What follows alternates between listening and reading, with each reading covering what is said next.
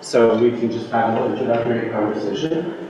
I'm Todd Bressi. I'm the chair of the Planning Commission, and I assume most of you are here, if not all of you, because we'll be talking about 2:30 after tonight. I'd like to start, because many of you are new to us tonight, to ask the Planning Commission to introduce themselves so you know who is here from the Commission. So would you like to start, Jim? I'm Jim Cordwell. Dave Brower. Jennifer Anacone. I'm Chloe Moore. I'm a planner with the Montgomery County Planning Commission. Kevin Walsh, the building code official and zoning officer for Harbor. Heidi Boyce, Planning Commission. Michael Gazzini, Planning Commission, and if you see me typing tonight, it's because I'm taking notes for the minutes. I promise you I'm listening. I'm Jenna Esquihia with Planning Commission. Adam Crum. Planning Commission. So tonight, almost all of our meeting will be devoted to a discussion of 2:30 after tonight. Before we do that, there'll be a couple of small business items that we have to attend to. So I hope you'll be patient and sit through those. For the first real matter of business that we talk about 2:30 Haverford Avenue. If you in the back have any trouble hearing, let me know. We have a microphone. We like to avoid using it, but we will if it's hard for you to hear us. Tonight's presentation is an informational presentation. The Planning Commission is not going to take any action tonight on anything. The applicant who's sitting here in the front and will introduce themselves in a minute submitted an application for development in the area of 230 Haverford Avenue, which you can see in the borough's webpage. What they're going to talk about tonight is a new proposal, a new idea, shall we say, for how to build in that area of Narberth. It's very different from what is on the webpage. And so today we're here to hear their proposal, to ask questions, and to share initial comments. But as I said, it is not a meeting at which the Planning Commission will be making any decisions. What will happen next in this process? Well, first of all, this process is a rather complicated and unusual process. It involves several boards and commissions in the borough, as well as the Borough Council. The Planning Commission's role is to review what's called a land development subdivision application. That's an application that an applicant makes to see if they can develop a property in accordance with our zoning code and our land development and subdivision ordinance. That process has two official steps. One step is called preliminary land development application, which the whole proposal is presented to the Planning Commission and reviewed, discussed. The Planning Commission makes recommendations, and then Council considers the application and makes a vote as to whether they can approve the application or approve it with conditions. After that, the second step is called the final plan, which is mostly administrative tasks to make sure that the preliminary plan has been modified, adapted, finalized in accordance with the recommendations of the Planning Commission and the Council. Those steps take a lot of time, and they're a long way off. The borough's recently amended its codes to allow for informal presentations to be made ahead of all of that. So the applicants can get an idea of what people think, what flies, what issues need to be addressed, and so that the public can have an idea of what proposals are brewing and being developed before they get to the official applications. That's where we are tonight. This is not an official land development application. It is simply a presentation by an applicant of an idea they'd like to share with the community. For that, we thank you for coming. As we know, it takes a lot of time and energy and resources, and we thank you all for coming as well. There are two other processes, and kind of conjoined, even though they're separate. We do now have a historic district ordinance and Historic Architectural Review Board.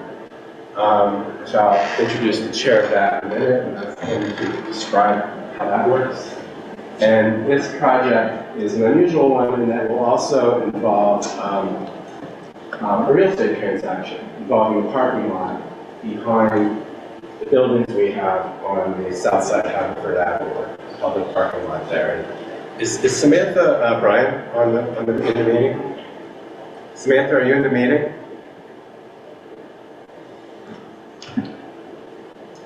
I guess not, otherwise she would speak up. I know she was out of the office today.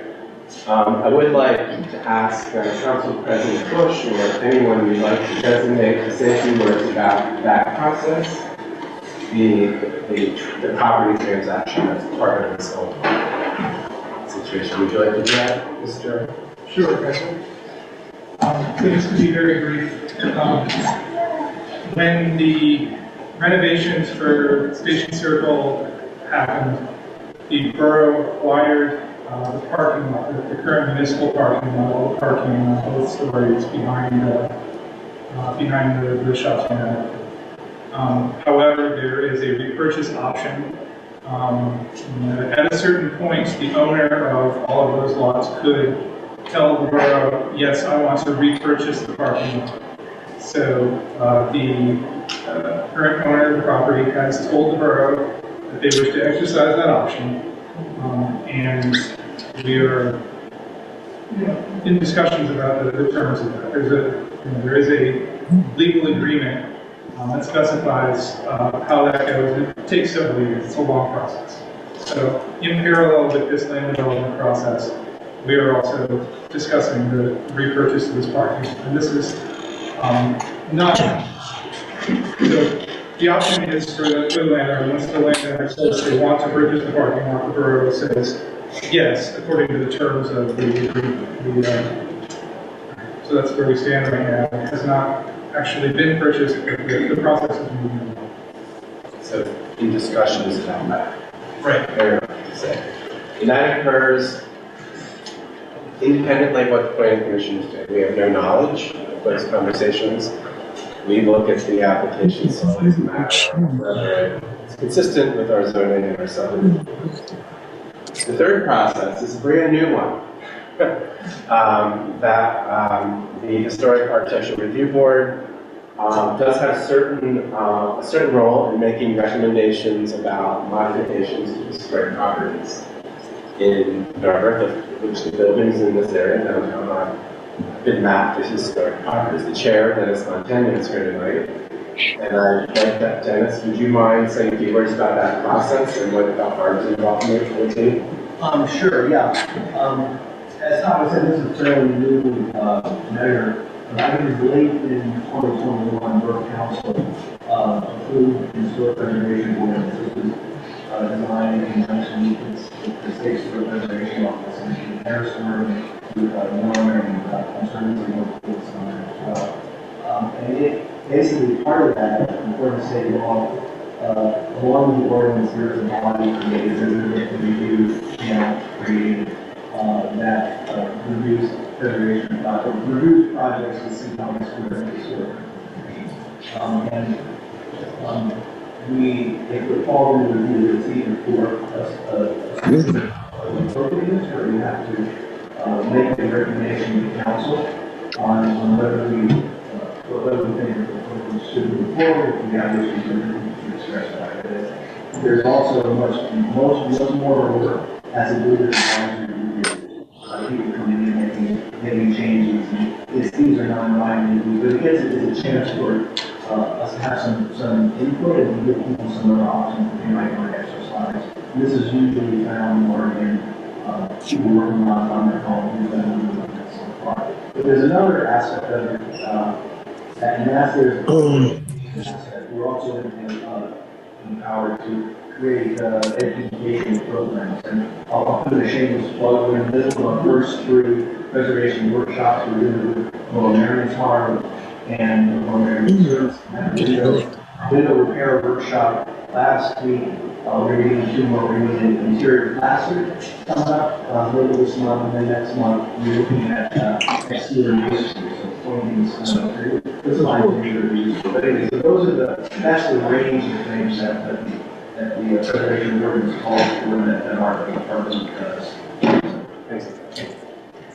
So 3 processes intertwined, separate,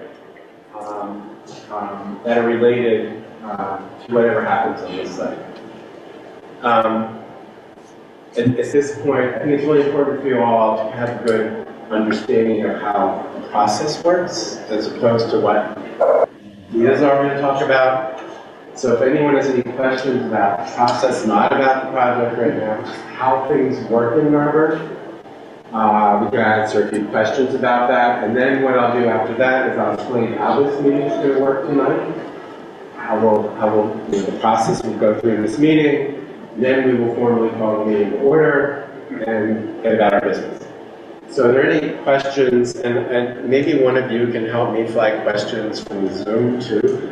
Are there any questions about the process of how land development works in Narberth, or the process that this project will go through? You can always come back to another planning commission meeting and ask questions. Okay. Any questions on Zoom about the process of how things? 2 hands raised. Pardon me, Adam? There are 2 hands raised. Okay. Yeah, we can't hear you on Zoom. Can you please speak into the microphone? Every time you walk away, we can't hear you, and we can't hear people in the audience. It's really not accessible to people on Zoom at all. I have no idea what you've said up until now. What? Is this better? Yes, if you speak into the microphone, if you're like walking around and turning your back, we can't hear you, and we can't hear people in the audience unless they're We will use a microphone. in the mic. Thank you. Okay, but if you have trouble hearing, just raise your hand again, okay? Or put something in the chat. All right, is there another question? Yes, I have a question. Okay. Hi, my name is Barb Denault. I've lived in Narberth for 28 years, and I've recently moved to Wynwood. This project that is being discussed, or the preliminary parts, have been our institution. I've lived here for 57 years in the neighborhood, 28 in Narberth. Is this a question about the process of planning Yes. in Narberth?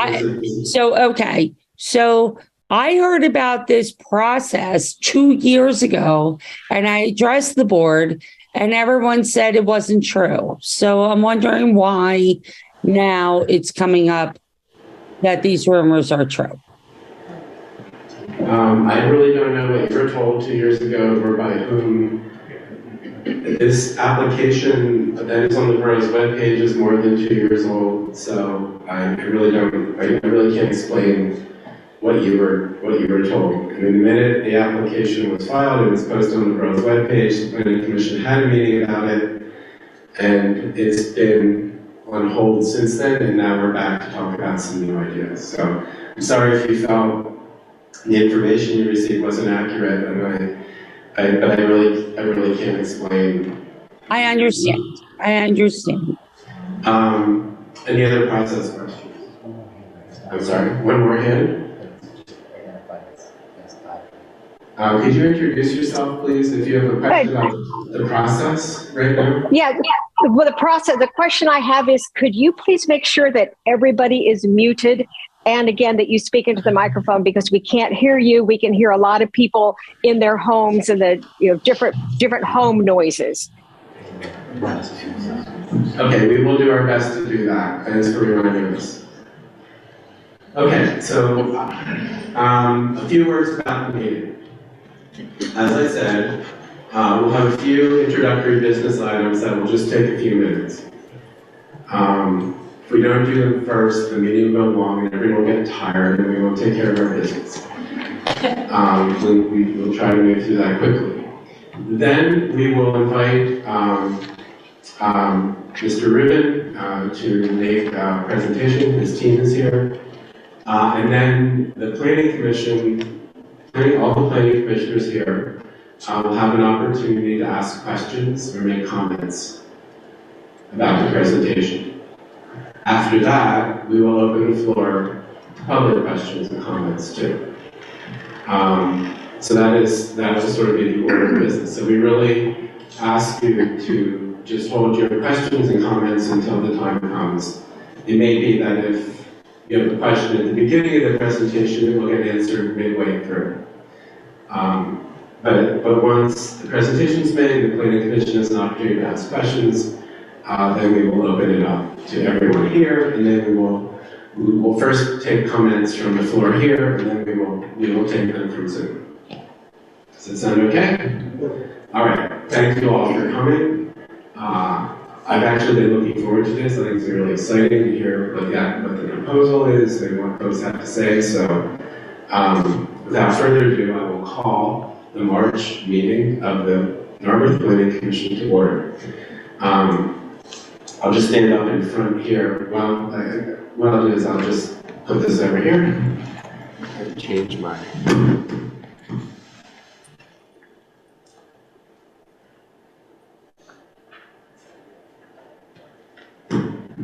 Of course, I realized I forgot to introduce myself. I'm Todd Gressy. I'm the chair of the Planning Commission.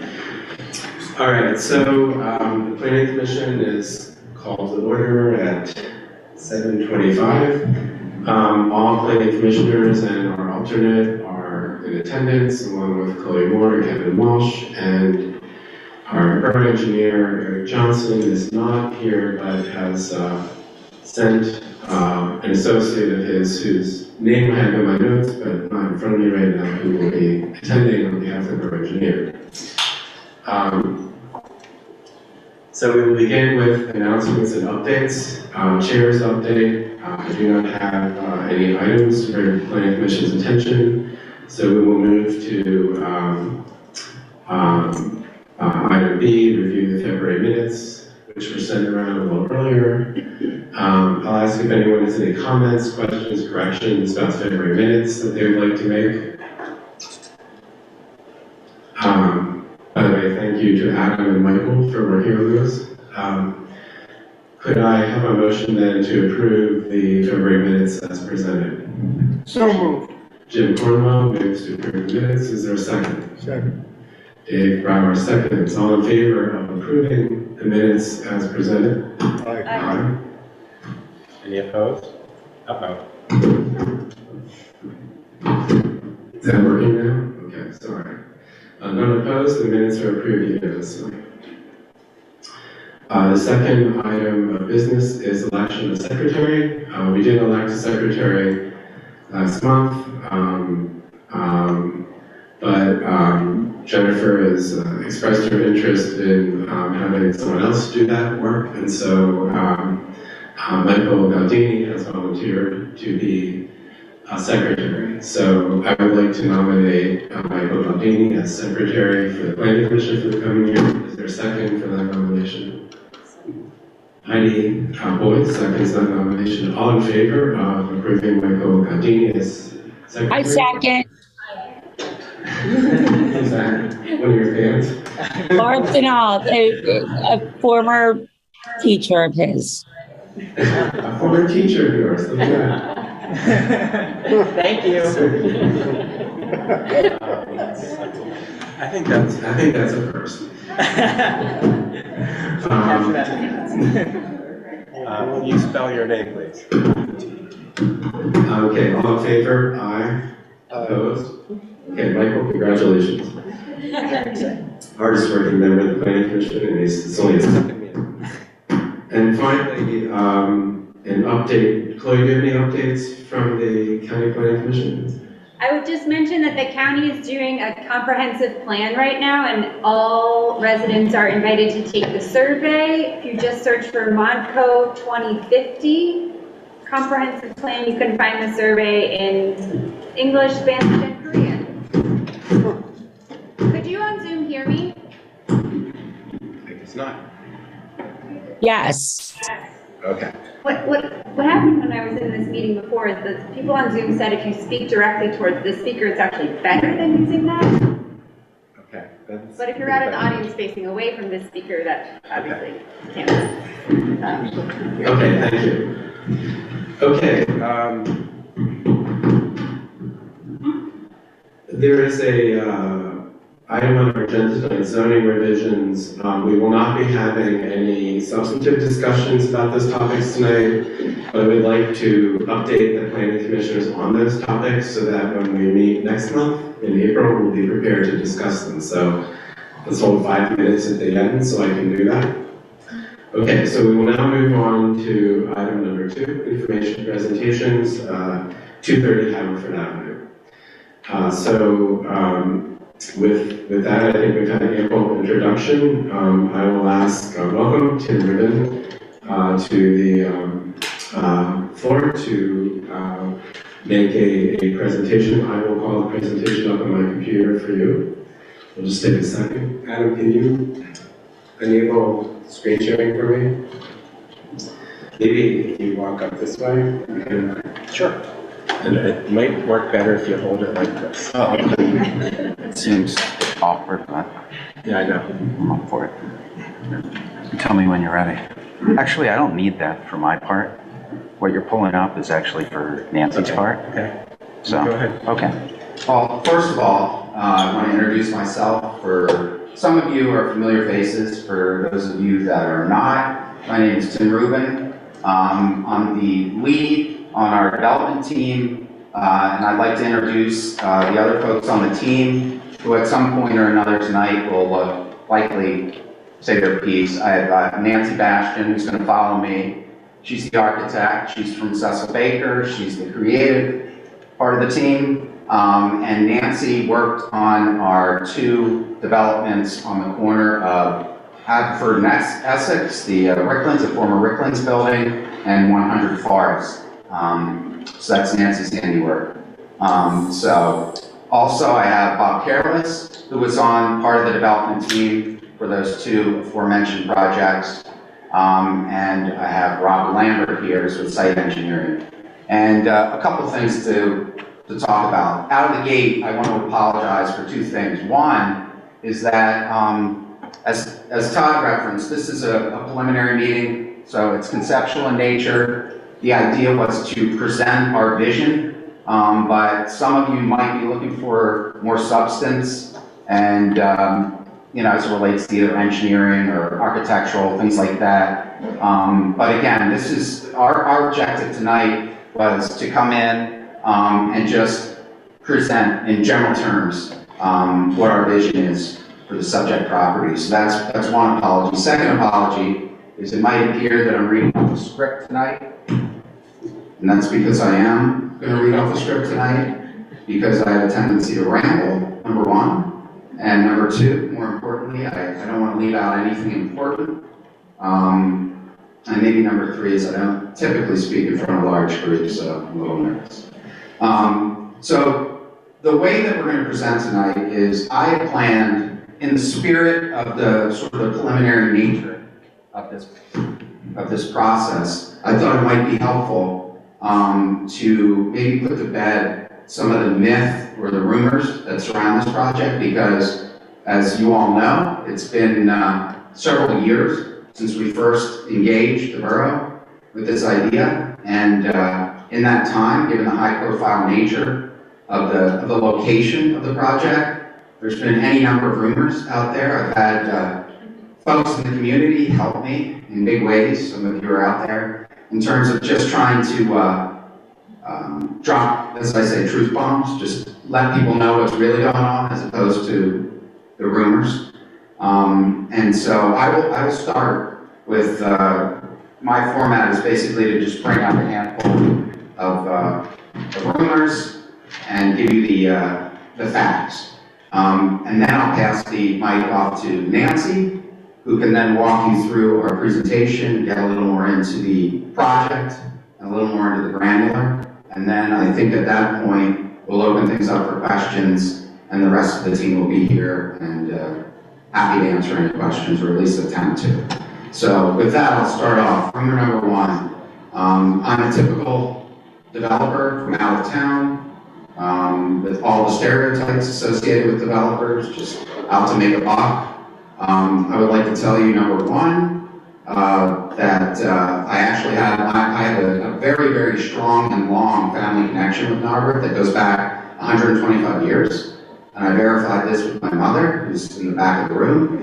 My great-grandparents lived on Conway Avenue, and they gave birth to my grandfather, Carl Blessing, who grew up on Conway Avenue, went to Lower Merion, graduated in the mid-1920s, played baseball, was one of the mailmen for Narberth. So my grandfather was the mailman in Narberth for many decades, hung out at the Greeks, among other things.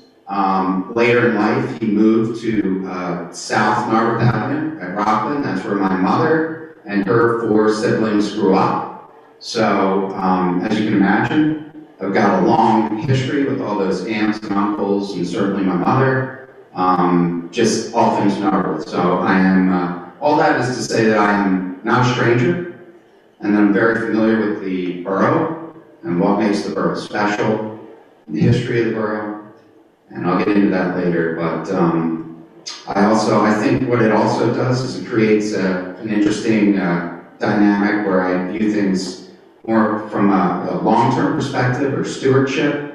So my goal is certainly not to build something, drop the mic, and leave town. I want to do something, be involved in something that I think is for the greater good and that we can all be proud of and that makes life better in the borough. I would also just say that in me, you definitely have a willing partner. I've said that several times to anyone that will listen. I'm open to all new ideas. I've walked my talk. I've given up density. I've changed plans, all in the spirit of doing something collaborative, which is important to me also. I do acknowledge I can't please everyone, but I try to. Rumor number 2, kicking out all local businesses. So all the shops are going to be kicked out, and we're going to bring in Dunkin' Donuts and pick your national tenant. Not at all the case. First and foremost, I think you can verify anything that I say tonight by just talking to many of the local shops. And I think what you'll hear them say is that we've had an open dialogue, and that the intent or the goal would not be to drive them out of town, but to the contrary, to find places for them to participate in this project. And if I were to guess, at the end of this project, when you look at the all the street retail, somewhere between a half to potentially 2/3 would probably likely be occupied by current businesses. We would like to bring in some newness, but I would say the lion's share of what the end product would be is just reshaping, resizing, reconfiguring many existing tenants. These are obviously conversations that we're having, nothing's in stone, but again, I would just ask you to talk to the local businesses and they can validate that. Third rumor, parking disaster. Parking. So what I would tell you there, relevant case studies, if you will, I think shed some light. One of which is, I see Bob here in the audience, Bob Kagan, he's one of the developers of the Elm.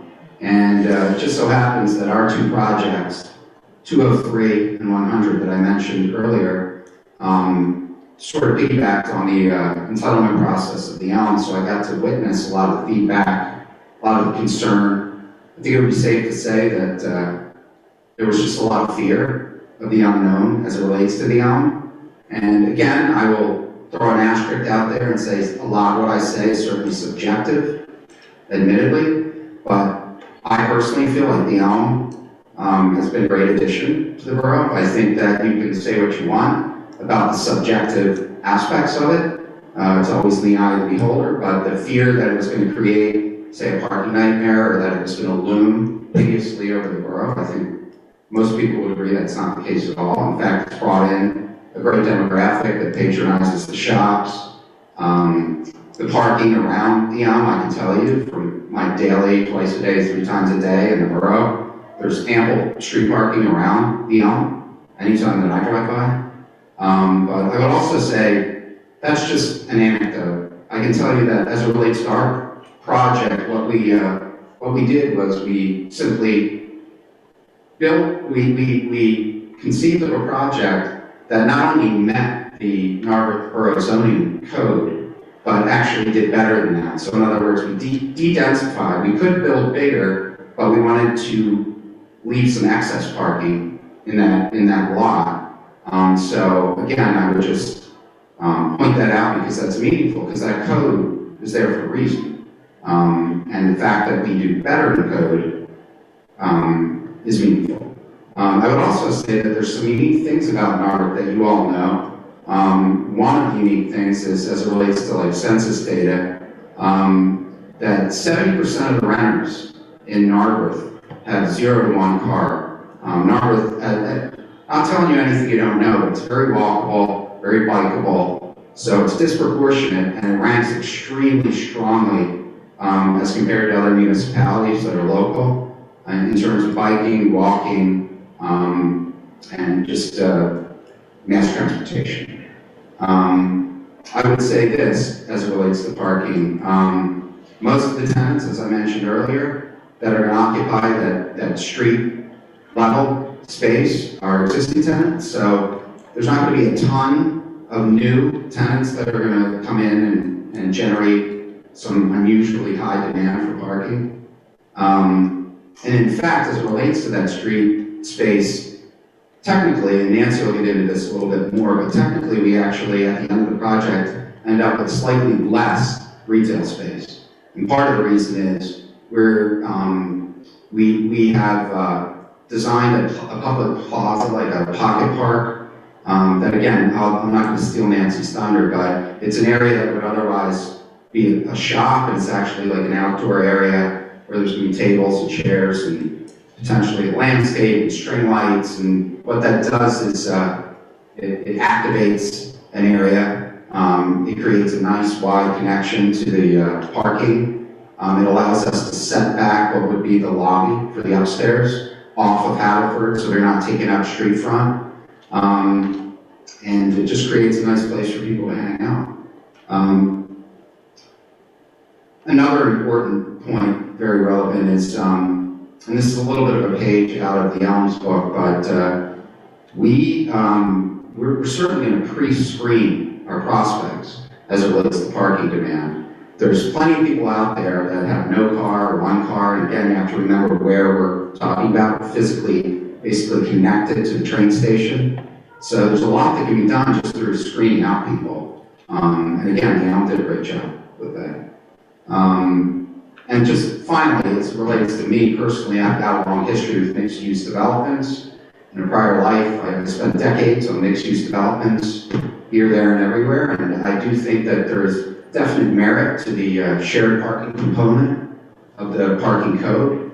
Is essentially, in general terms, what people have found everywhere, for the most part, is that the residential tenants tend to leave in the morning, not all of them, most of them, and the customers that patronize the shops come in after the residential tenants leave. It's the reason that shared parking component is in almost every code that you can see out there.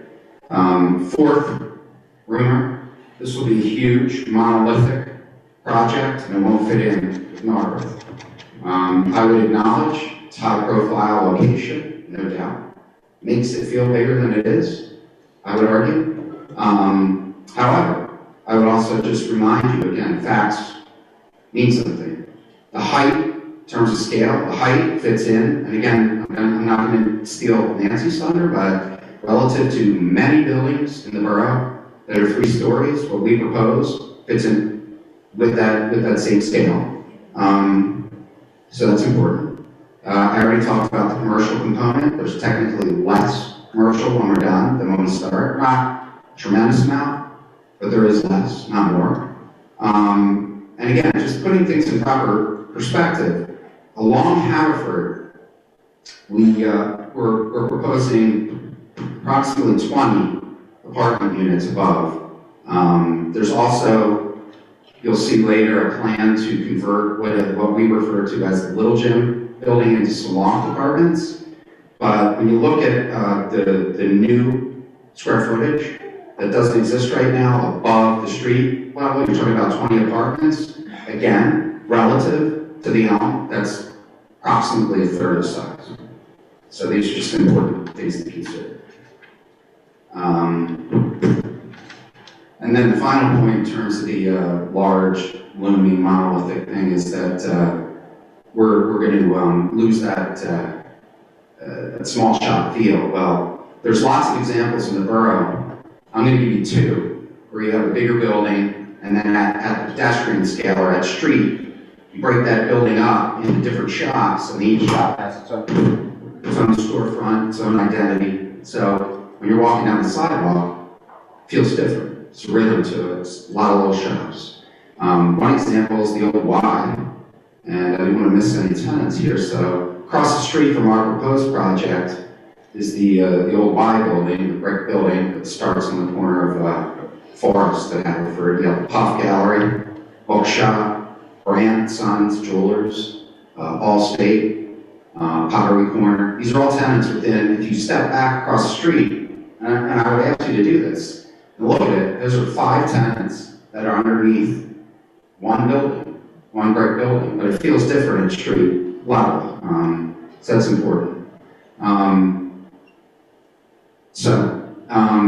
The only other thing I would say is that, again, we can't, apologies at this stage, we don't have an elevation. We're just not there. That would be the next phase of the process. So I'm not going to present a pretty picture of the elevation, but I can guarantee you it's going to be lots of great materials to complement the existing buildings in the borough, a lot of brick. It's going to be a lot of interesting aspects. We're going to certainly refer back to some of the existing retail that's there now, potentially use some of their materials, reuse some brick and things. But again, I'm not going to steal Nancy's thunder. As sort of associated rumor, but a little bit different, it's just that this proposed project is going to change the character of the borough. So Narberth's going to feel different. The project's done, it's built, all of a sudden there's a whole different feel in the borough. That's not at all the intention. We don't want to radically alter anything in the borough. To the contrary, I would say our general theme, and we mean this, is that what we want to do is actually complement all the strengths in the borough and maybe just zero in on some areas. And again, this is subjective, so I'm not going to say anything other than focusing in on an area that we believe could end up a little bit nicer, a little stronger. It's not going to take away from the old firehouse where Get is, that's going to stay. The Revivals store, that's going to stay. Obviously, Meta Technical and the Faux Restaurant, you don't own them, so they stay. So that block is going to, it's going to be different, but I don't think that at all really change the character of the borough. It's going to be tons, as I said earlier, tons of storefronts, individual identities. So if we end up with 5, 6, 7, 8, 9 tenants, they're all going to have their own individual storefronts. And we're just going to remain sensitive to character, the vibe, the rhythm of the borough, the walkability. We're, as I said before, I have a long history in Narberth. I have an appreciation of it, no desire to change it. But that brings me to the last quasi-rumor, maybe just philosophy, which is just push back on change. All change is bad, change is scary. What I would say is that the unknown is scary, but change, if done properly, can be a good thing. So I would ask you to consider that not all change is bad, and that certainly the borough has changed over time. I told you about my great-grandparents, my grandfather, my peers, because I grew up just outside the borough on Moman Road. Each one of us had very different experiences when we walked down Haverford. So it's always changing, it's always evolving. Didn't rise up out of the ground in one day.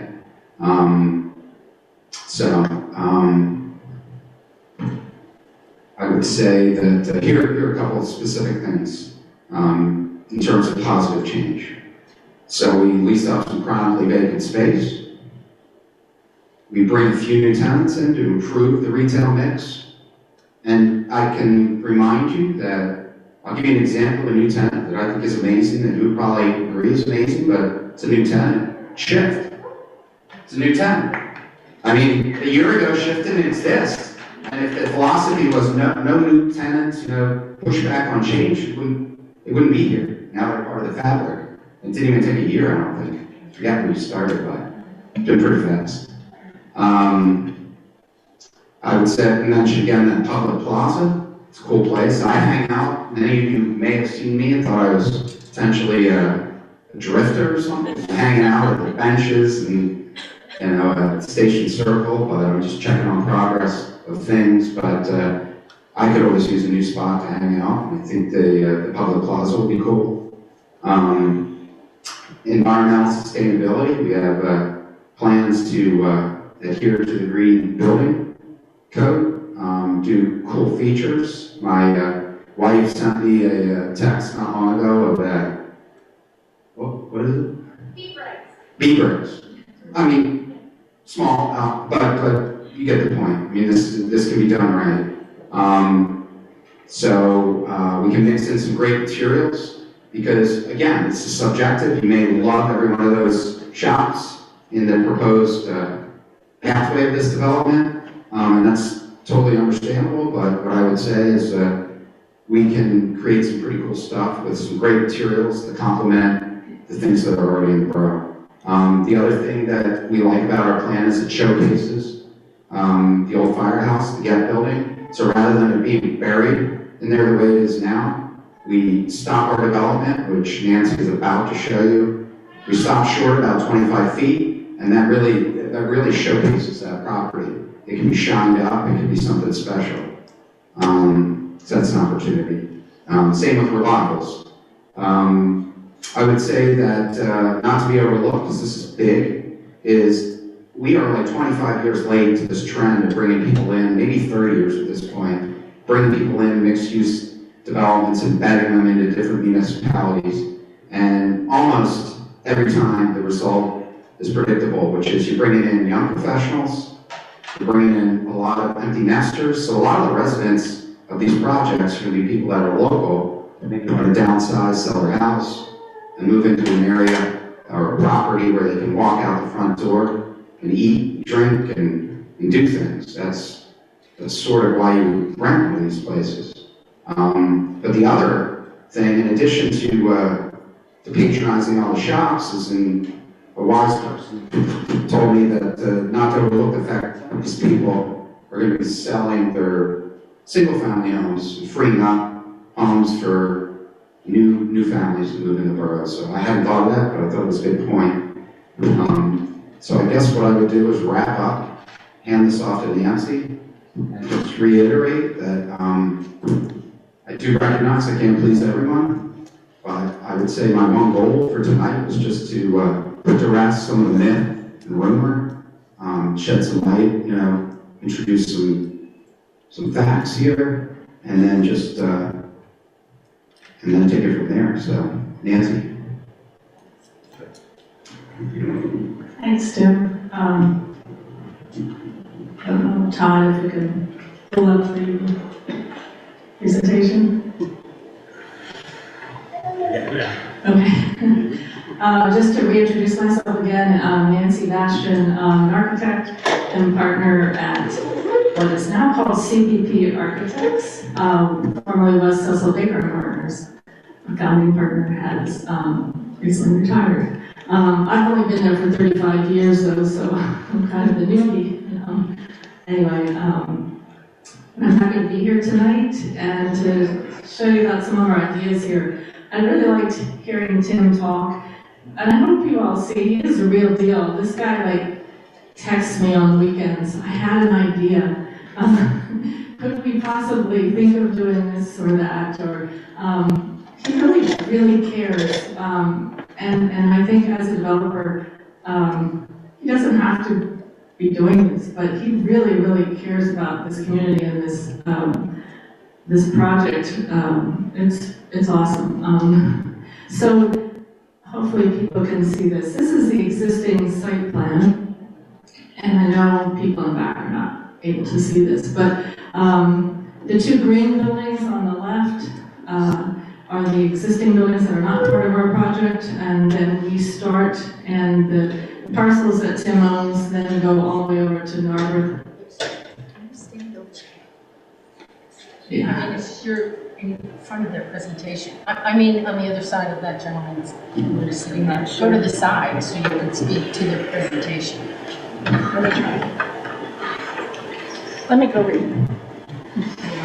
Okay, thank you.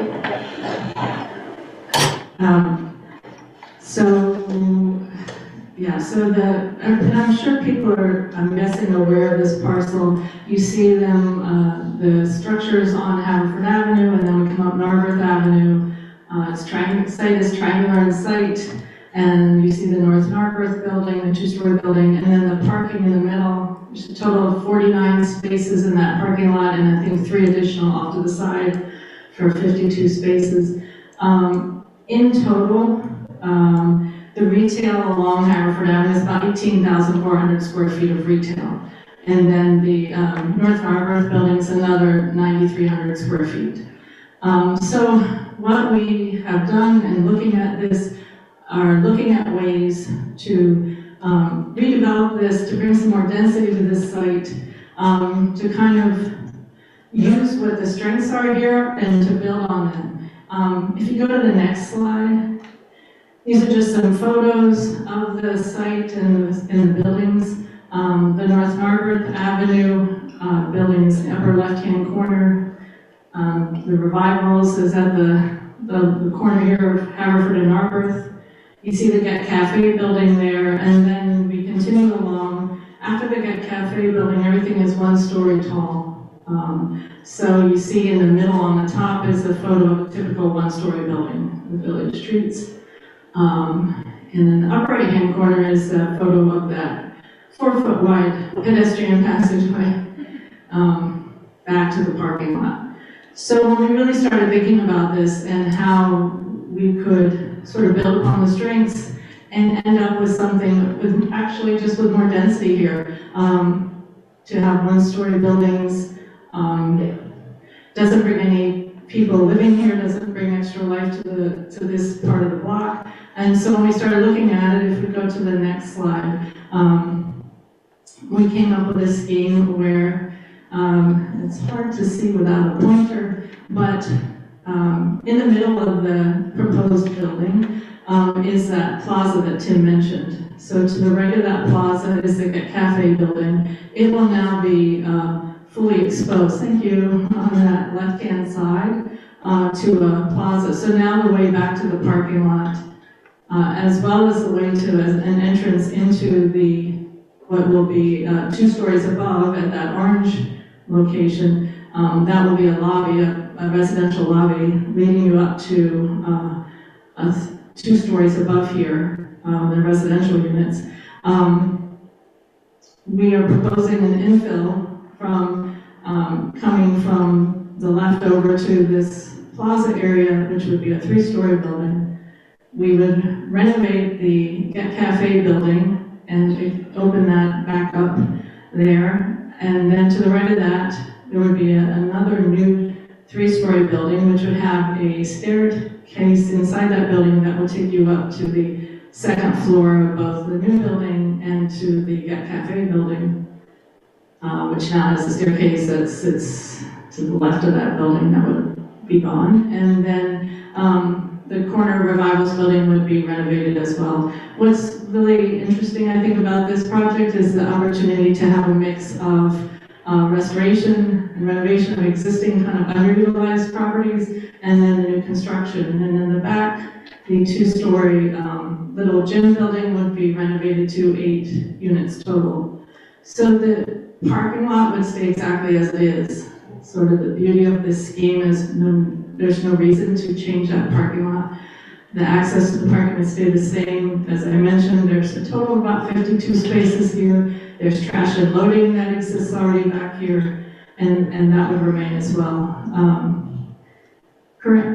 And as Tim mentioned, what we're proposing here total is 20 units in that new building, 8 units units in the little gym building, and then another 5 units at the corner of the building and the Get Cafe in the building next to it, for a total of 33 units in a mix of 1 bedroom and 2 bedroom plus units that would range in size from about 550 square feet all the way up to 1,800, about 2,000 square feet. So what we're really looking for here is a mix of type of units. Some of them will be in restored buildings, some of them will be brand new construction, and also a mix of size of units, so that there would be that ability for these units to serve both somebody fresh out of school, looking for their first place but want to be downtown, to the empty nesters who just sold their 3,500 square foot house or something and are looking to still stay in the borough. As I mentioned, what we're proposing is new would be 3-story. The very last slide we have here just shows, walking around the borough, there is a lot of precedent for the 3-story architecture. So our site is in blue on the bottom of that map, and in yellow are the sites that are buildings that exist today that are 3-story in size, including the Duffy Real Estate building right across the street, the apartment building right up the street. As you go up Haverford Avenue, there's several other buildings that match that 3-story height, including the 2 that are under construction right now, the 103 Haverford and the 100 Forest. So I think that pretty much covers it. And as Tim mentioned, we are still in the planning phases of sort of the massing and what this will look like. It was really hard to see, and I'm sure impossible to see, but we are starting to break that massing of the new building down at both at the first floor and at the upper floors, looking at pulling back with some terraces at the 3rd floor, which could be really interesting. So we will really plan this building well around the massing of the buildings that we'll be adjacent to, and I think that we could have a lot of fun with that. I think that plaza space is a real opportunity to go from having a 4-foot wide walkway to a real space where people can gather along Haverford Avenue. And you can really picture a cafe, the Get Cafe, being able to open up onto it and people being able to sit out. It could be a real amenity for not only the people who are living here, but the neighbors as well. I think that pretty much covers it. Anything else? Okay.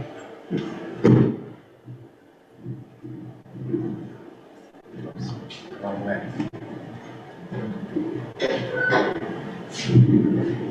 Thank you all. Thank you. Okay, all right. I was about to scare myself when the sound came on.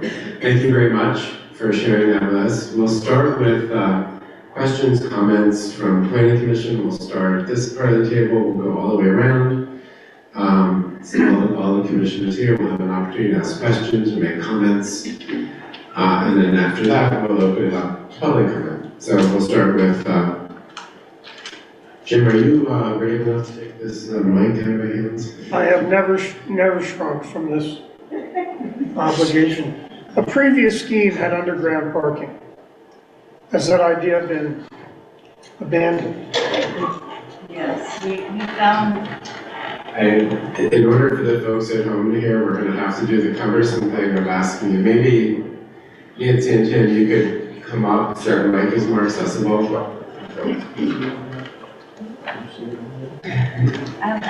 Like the Academy Awards, 37 million people are watching tonight. We want to make sure they're all satisfied. So, there was in a prior iteration, we had contemplated below ground parking, but essentially, I mean, this is a short answer, but when we ran this project through the parking code, using the 49 spots are in the lot, and when Nancy references 51, there's 2 on the way out.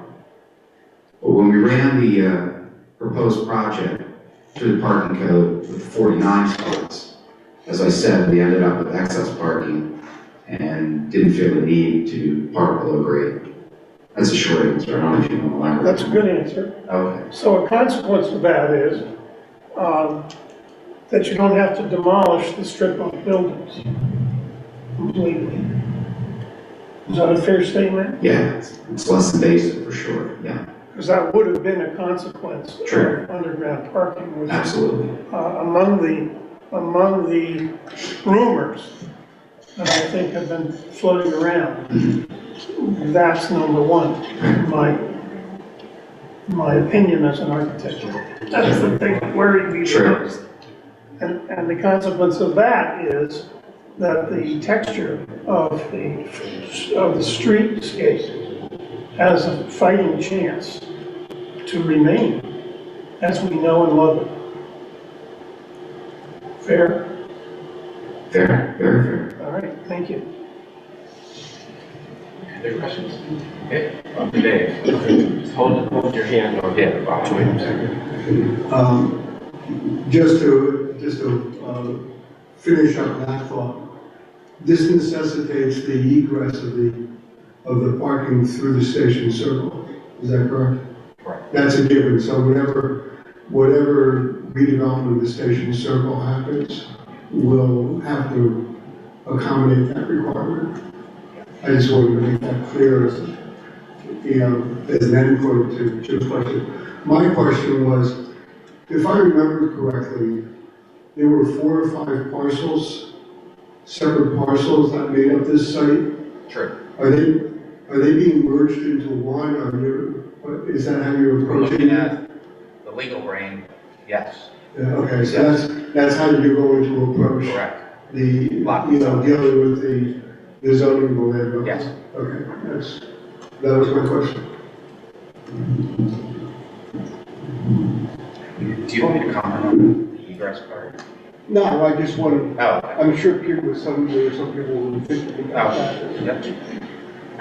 Is the intention to do this as a single construction, so all demo and new work would happen at the same time, or more phased to allow for kind of shifting of commercial I tenants? think where the phasing makes a lot of sense is where, to use your word, shift, is where shift is located. So I want to make it out of this room alive tonight. So what we had contemplated is that would be a separate phase because that allows you to build new inventory and move pieces around, puzzles, sort of. Did you have any other questions?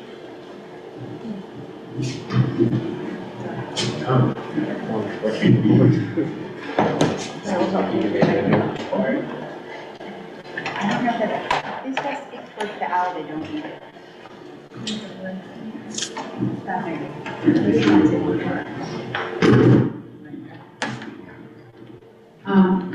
I was present when you presented the earlier scheme, and I may be in a minority, but I kind of like that scheme.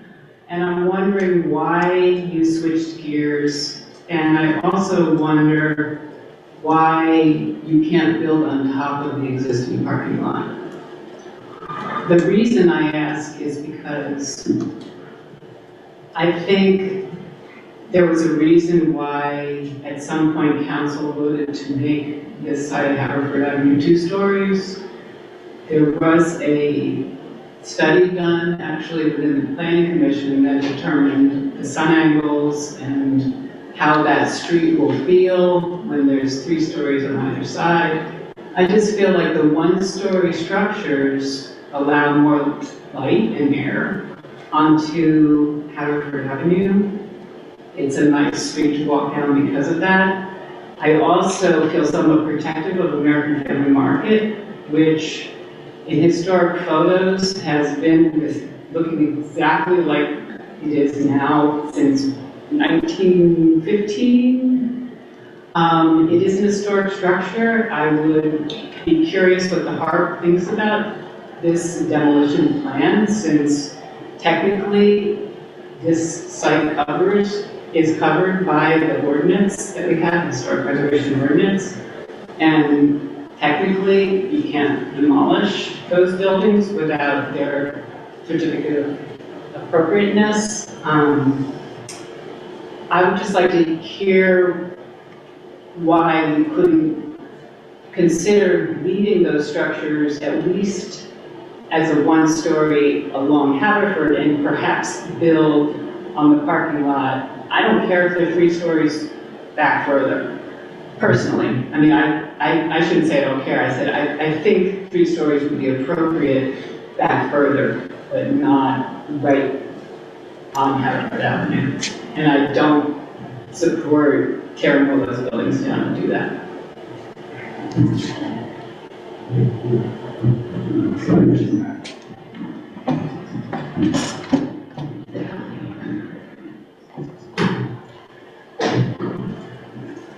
So, I mentioned earlier that we're open-minded and collaborators. Essentially what happened was we filed that plan and we got feedback. And I don't think it's important to say like from who, but just generally, we got a lot of feedback from people that they didn't like that plan. And that they would ask if we would consider something different. They didn't want us to build on the lot. I guess I would leave it at that, is we were just responding to feedback. And we thought, I said earlier, you can't please everyone. I do acknowledge that. But we got some feedback from people and we just wanted to respond to it. I do understand your comment about American Family Market. Definitely sensitive to that. We have lots of thoughts in terms of how we can either reuse the brick or reference that peak, which Nancy could probably elaborate on. Completely acknowledge that we gave a lot of thought to how we can sort of have our cake and eat it, because the difficult thing is that in my world, it's things have to be financeable and buildable and feasible. And if you look at the footprint, to cut that out of the development essentially just guts your ability to put a project together that's feasible. You put it at the.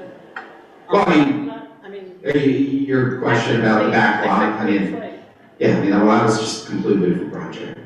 I agree.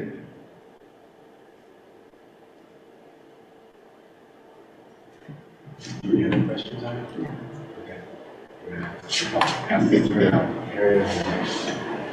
Getting the steps.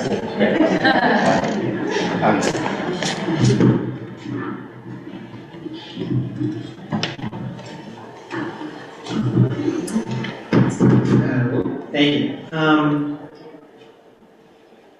So in kind of like preparing for this meeting, I went back and was going through the comprehensive plan, and I noticed one excerpt in particular really stuck out to me, so I'm gonna read that, and then it's gonna lead into my question. And so the comp plan on page 101 said, speaking of downtown, some former everyday essential shops have recently left downtown, including the hardware store and the 5 and 10 general store. With changing consumer patterns and the ubiquity of online shopping, these kinds of everyday essential shops may have a hard time being profitable in a small borough because there may not be enough of a population concentration to keep them afloat. A new development of multifamily housing units within the downtown area will help to boost the population accessing these retail services and are expected to positively contribute to commercial demand for resident-oriented businesses. So that really kind of stuck out to me because it's speaking kind of directly to this type of, it was speaking directly to this kind of thing. And so, that also resonated. I remember going to Mapes frequently growing up in the area. As one of my teachers at this meeting will remember, we had Mapes dollars if we got good grades.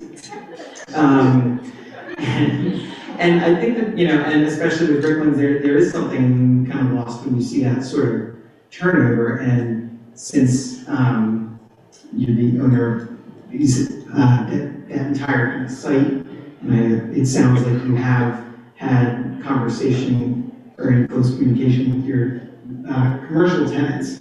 I just wanted to get a sense, and if you don't know directly, or then that's fine. But I just want to get a sense if in having conversations about folks trying to come back and that type of thing, what that dynamic is like, and what sort of pressures the businesses on this site are facing today, and if you could speak to that at all. Yeah, there's a couple of things I would say.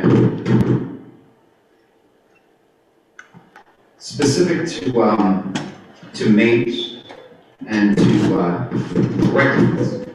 Okay, so I have memories like you do. Like I said, my grandfather, my mother. I mean, it was a great time. Those are great memories.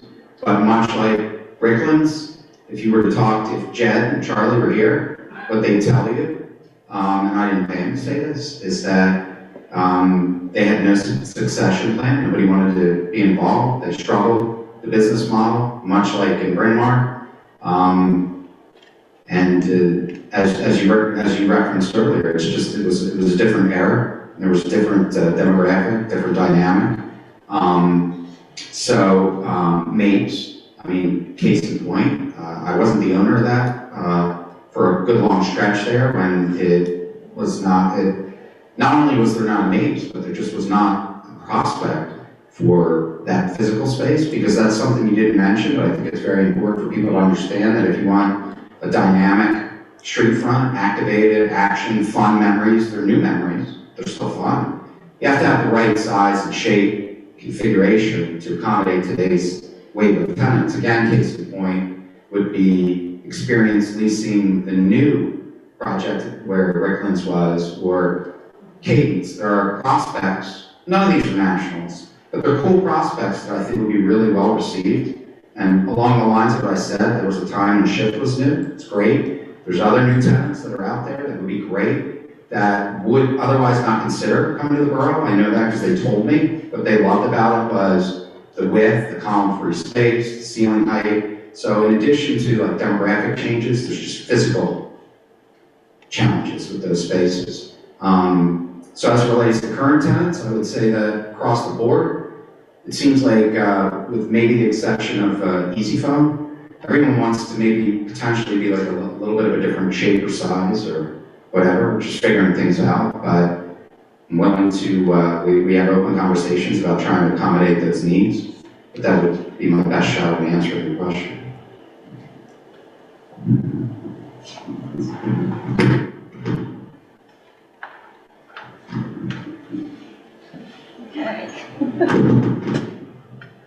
The mushroom phone. I'm so thrilled that Nancy, you're here. Cecil Bagel Partners, CBP, such a great firm. Thank you for bringing such a great project team to Narberth. I mean, this is sure to be a great project. So thank you for all the work you've done. And I look forward to, developing this plan. When I look at it, this is the first time I'm seeing anything. I've seen no previous version or anything. It's a great opportunity for a refresh, to introduce some modern building technology that has really good thermal envelope properties and things like that. Things we really think about in terms of, sustainability and, environmentally smart building. I also live here, so I'm looking at it through an experiential lens as well. And I know that, because all those storefronts are north-facing, a lot of times when you get the kids together during the summertime, they all sort of gravitate toward the back of the building because that's where the sunshine is and there's a lot of property there, and but it's a parking lot, so we're always watching to make sure that everyone's safe. And coupled with that, I'm looking at the parking lot and thinking, you put all those cars on the south side of the building and you get heat island effect big time, which is something that they mention in the the LEED handbook that most design professionals are using today, maybe not using and becoming LEED certified buildings, but at least referencing for some benchmarks. So looking at this plan, I wonder if there isn't, and I really like the passage, from the from Haverford to the back, and then also angling, around that area. I'm just wondering if it's a missed opportunity if we don't like look further into that parking situation. I've never seen a version with underground parking. I just feel like something more could be back there. It couldn't just be storefronts. It could be also something happening from behind, so you have something more of a, the front yard and the backyard to those storefronts all along the street there.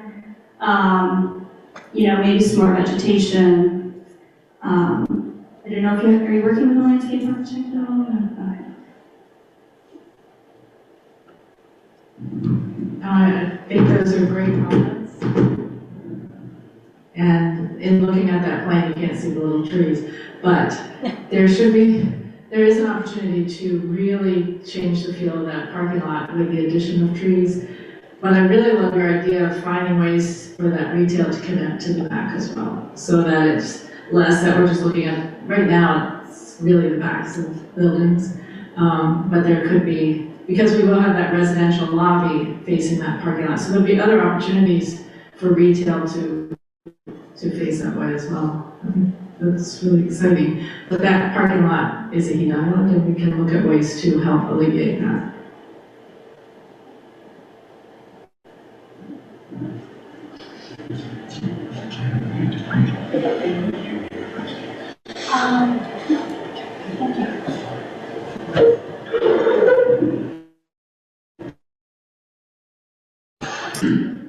Thanks for the presentation. The existing storefront, I miss many of the stores that have gone, and I know that's difficult to figure out the solution to, but I think it speaks to the need to provide retail and services, for the residents of the surrounding community, things that are useful, things that are part of our lives. And it also, I think, talks about the importance of place in our lives, and the making of memories, like we talked about, the sense of community. Architecturally, the current street has a storefront about every 15 to 18 feet, plus or minus, maybe some of them are a little bigger. I think it's really important to maintain that human scale, and not, it is in particular to have that sort of rhythm of things to look at, stores to visit every so many feet. So I think it's really important to keep that in the future.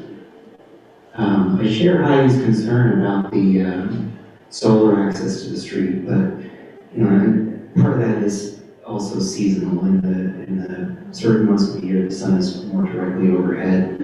Other times of the year, of course, the shadows are much deeper. I second Jennifer's comments about the parking lot and needing it to be more green or more inviting. Also, I point out that McShay's, during the pandemic, opened a beer garden tent in the back in the parking lot, which a lot of people visited many times. I think they had whistle back there, live music, all kinds of things going on. I think that talks a lot about the ability to have indoor and outdoor life. So bringing what's happening in the buildings out to the sidewalk, out to the public space. So I realize you're trying to do that with this new passageway, which probably is a lot better than a 4-foot breezeway. I don't know if it's quite big enough to get your beer garden in there, and you'd have to, all your apartment residents are going to have to thread through that to get into the lobby. But I think referencing the size of the McShay's beer tent, which was the restaurant tent, which is actually still on Google Maps, aerial, gives a sense of scale of how big an outdoor dining space would be. And of course, then we also have the streeteries still for the Greeks. So again, just to underline, I think the mix of stores and type of services available is a key component to this. And then the rhythm of having a very small human scale for the pedestrian will ultimately also help determine the success of those stores. That's all I have. Okay, I will save it over here. That's my questions. So I have a couple questions. My first one is, right now, the parking lots in the back are for public use, for people using the stores and coming downtown, but there will be a kind of dynamic where I guess it's sometimes used by their tenants and sometimes for businesses, and sometimes they're used by the public. I'm wondering if you could talk to us a little bit more about how the parking you envision will be managed between uses, for the residents and uses for the public. Yeah, truth be told, we knew this question would come up at some point, and we sort of had a very scripted answer, which is as follows. It's true. So the lot will continue to function as a public lot. That's our goal. That's our vision. So the way it functions now is the way it'll function going forward. And acknowledging that it does have to be actively managed, right? So now the borough manages it, there's meter heads and things, it'll be a variation on that theme. And here's the can part.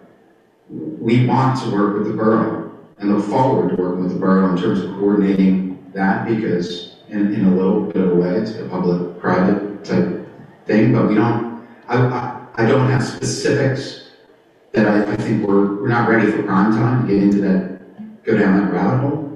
But certainly that would come up probably, presumably, like the next phase of this process. But again, I wanted to hit the really important point, which is we see that lot functioning much the way it does now. It functions for public use, for people that want to patronize the shops, the businesses in downtown, or same reason people use the lot now. That's the vision. Remind me, is it 30, how many, 31? 49. Oh, 49 units. Oh, sorry, units or spots? Well, units. Oh, units would be 33. Okay, 33, so I think our code would require about 36 spots. Yeah. So that means the number of spots all the time would not necessarily be, right, there'd always be some. Okay, that would potentially be open for public to use. And then there's the dynamic of people moving in and out. And there's that aspect that I talked about earlier that I don't need to belabor, but it's like pre-screening, like our tenant, or to qualify someone would likely be someone that either has one car or no cars, but take advantage of a true TOD, transit-oriented design development. I mean, it's got a train station, it's in a borough that loves to walk and bike, and we're not after folks that want to camp out with 2 and 3 cars. It's just not going to be our tenant. And by the way, I would be most at risk if you think about it, because I'm developing this project. We have projections, and if I were wrong, I would be most at risk because I wouldn't be able to lease these units. But I feel pretty confident in the way this is going. It's not, like I said, this trend is long in the tooth, the mixing of uses, and I think it's going to work.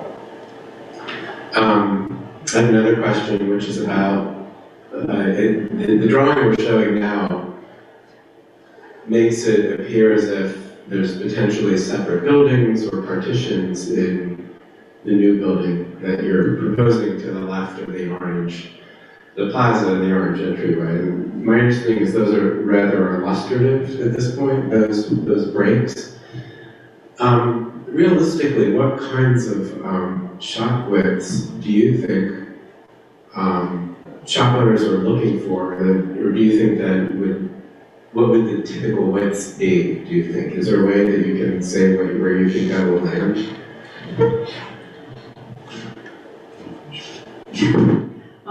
What's drawn there, it's 46 feet wide, and then there's a 6-foot indent, and then 46 feet wide and a 6-foot indent. You see that? So typically I'm showing it broken down into 2, so each one would be about 23 feet wide. I think you were saying that right now they're about 18 feet wide, 20 feet wide, maybe a little narrower. These will be a little bit wider, but, and someone may want, the full, well, the one on the left is about 40 feet wide. it will allow for a mix. You could also divide it into 3 tenants. I think that it feels to us like the 23 feet could be a very nice width for a shop. So that's what we're showing. I can add one thing is that it's the best laid plans. I mean, this is all tenant driven. So if I talk to XYZ tenant and they need more or less, that's ultimately going to dictate where those walls end up. I would also just remind you, which you obviously know, is if you look at the rhythm of that street, that specific side of the street today, there's wide, there's thin, Falmouth Market, Mapes. So we're probably likely going to end up with that same sort of variation where there might be one tenant that takes up a little bit more, but it'll all be tenant driven.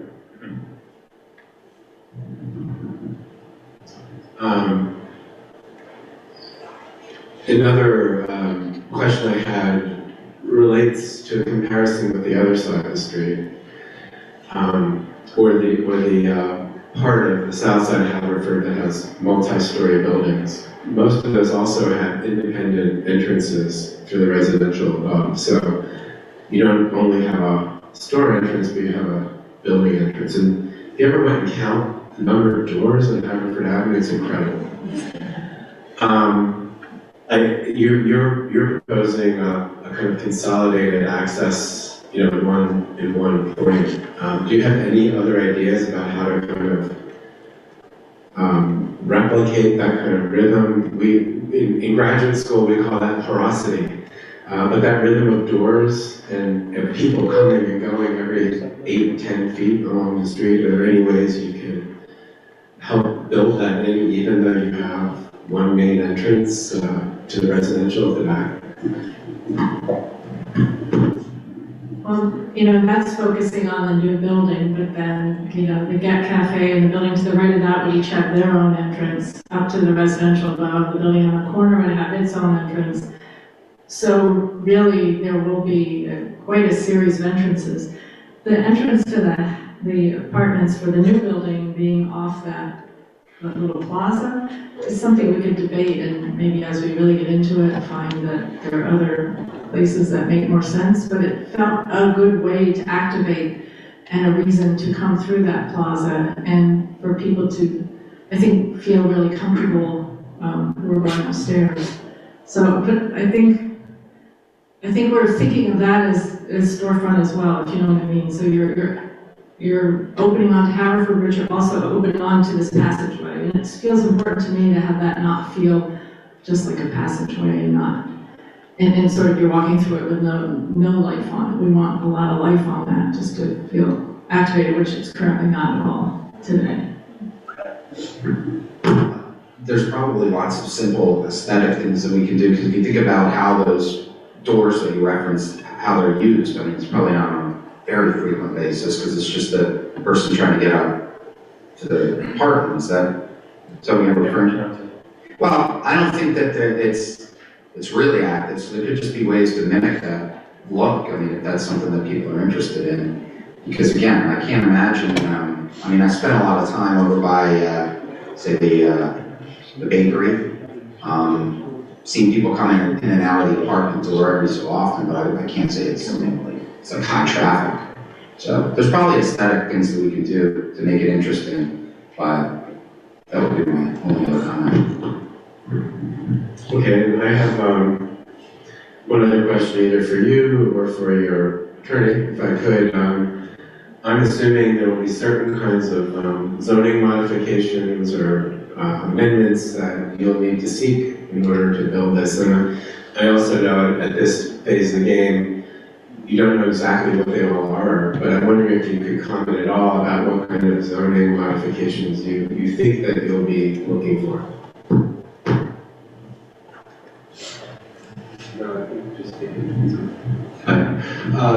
So Todd's correct. If this again, this being a vision, if the borough were to move forward with this vision, we would ask the borough to consider certain modifications to its existing zoning ordinance in the 5A. And to give you an example of one that I know that we would be asking for, if you look at the Little Gym building as it exists today, when you apply this project to the Little Gym building, the code would want you to put retail on the first floor. And I know that is an area in the borough that has struggled to maintain retail. I don't think there's been a tenant on the first floor in at least 6 or 7 years, if not more. So to allow the Little Gym building to be repurposed for the residential use, the full residential use would be a modification to your code. Another example would be how the code would sort of treat the courtyard plaza use here. I think right now that's not something that is specific enough, and you're going to look at your zoning officer here, I don't want to put on the spot, but that would be something that I'd probably have to go to Mr. Walsh about. We'd have to talk about how the code would apply that, because I don't know that that's very clear. So I think not just modifications, but also clearing up some, maybe some ambiguities or maybe some conflicts within the code. This is an opportunity to look at a project like this as it applies to this type of area and what makes sense in terms of moving forward with this vision. In terms of that's what we'd be looking for amendments. Well, and as we understand, the borough is already considering additional density vis-a-vis its green building ordinance. Right now, the maximum height is 2 stories, but as we understand, the borough is considering an ordinance that would allow 3 stories subject to, and those are conditions that you have to meet in terms of sustainability and green building. And I believe as it stands today, that would be a conditional use that we'd have to come back in and demonstrate compliance with those initiatives that the Planning Commission and Borough Council would be looking to implement. So we have asked for the 3 stories, but we also know that the borough is also simultaneously considering it through the rebuilding ordinance. Thank you. Okay, are there any other follow-up questions from the members of the Planning Commission? Okay. Not at this time. Not at this time. You reserve the right to ask questions later. So now is the time that we can ask for public comment. And what I'm realizing the challenge is not back right here. What's that? So whoever would like to ask a question or share a thought will have to come up to use the mic. And the other thing I'd like to do, I was hoping to bring cards so people could submit their questions. Of course, I rushed over here and forgot the cards. So what I'd like to do is just sort of go this way down the front row and this way down the next row and so forth. So everyone has a shot, if they'd like, to make a comment. That way we orderly, we'll do it in turn, you know when your chance is coming up. And then when we do that, after we do that, then we will invite comments from people who are still tuned in, because they all want to know, who the best director was. And always come to theater, right? So with that, we'll start here and we'll move that way. Anyone else in the front row have questions? Wait, you change your mind? Okay, well, we'll allow it. By the way, just please also state your name and address too when you make your comment. Okay. My name is Emily Stewart. I live on Avon Road, which is Narberth, but not technically the borough. I'm here as a member of the community. I'm not technically in the borough, I'm not a business owner, but I love this place. And I just have a comment, and it has to do with my experience with the community. I moved here 12 years ago. My husband and I had been married for approximately 2 weeks when we arrived. And I thought we'd live here for a few years and then we'd move on to some other city or some other part of the world, as was our habit. But when we arrived, I knew that we would raise children here and we would grow old here. And in 12 years, I have never looked back and never want to live anywhere else. I love it. I love the people, I love the community, I love the shops. It's Mayberry, right? We love it. I've seen some changes, even in 12 years, and I'm sure not as many changes as those of you who have lived here for 30 and 40 and longer. But I miss Mapes. I will always have a hole in my heart where Ricklands used to be. I hope that someone will hopefully come in with those essential store things that we're all looking for. But I just want to say that as a community member, I think that when you're looking back on your community and you're looking forward to the future, we're sort of taking this baton from the folks that have been here for decades, and we're setting up this community for our children and our grandchildren. And the change is always scary.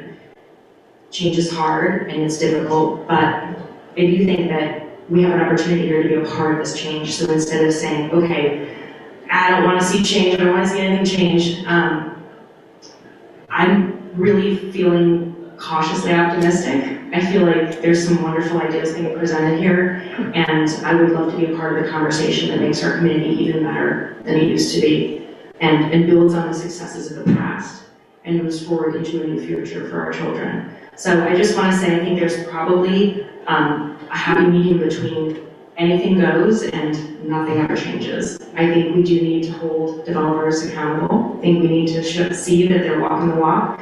But I also think that we need to be a part of the conversation in a collaborative way and be partners with borough as partners in the community so that we can set this up for success. So I just want to encourage all my friends and neighbors to sort of come at this collaboratively, to build relationships and to support each other as we move into these discussions. I think they could get contentious, but I'm hoping we can do better than that. I'm hoping we can all be peaceful, kind, and share and hear each other's perspectives.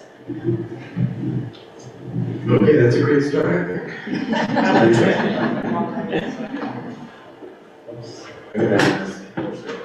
See if we can get it.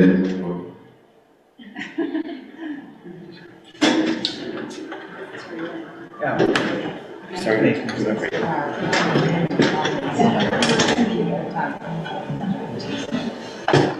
Okay.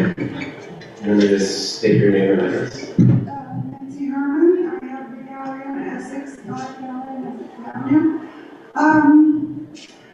I just have two things. I think it's very important to keep in mind that even though you can get everything from Amazon, the things that you need for a community have to be there. We have to have food. There has to be a space that's big enough to have food. I know the family market is going, but if we can't walk around the corner and get something to eat, it's going to be bad. It's not going to be perfect. The other thing is, how long will it take for this development to actually occur? Because it's going to be a big disturbing factor.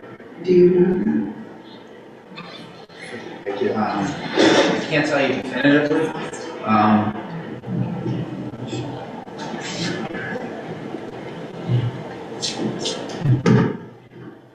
can't tell you definitively because what happens is as you progress, you get construction drawings, as you probably know, you go out to general contractors, you collect bids, and at that phase, they'll sort of identify how long, that's part of the contract.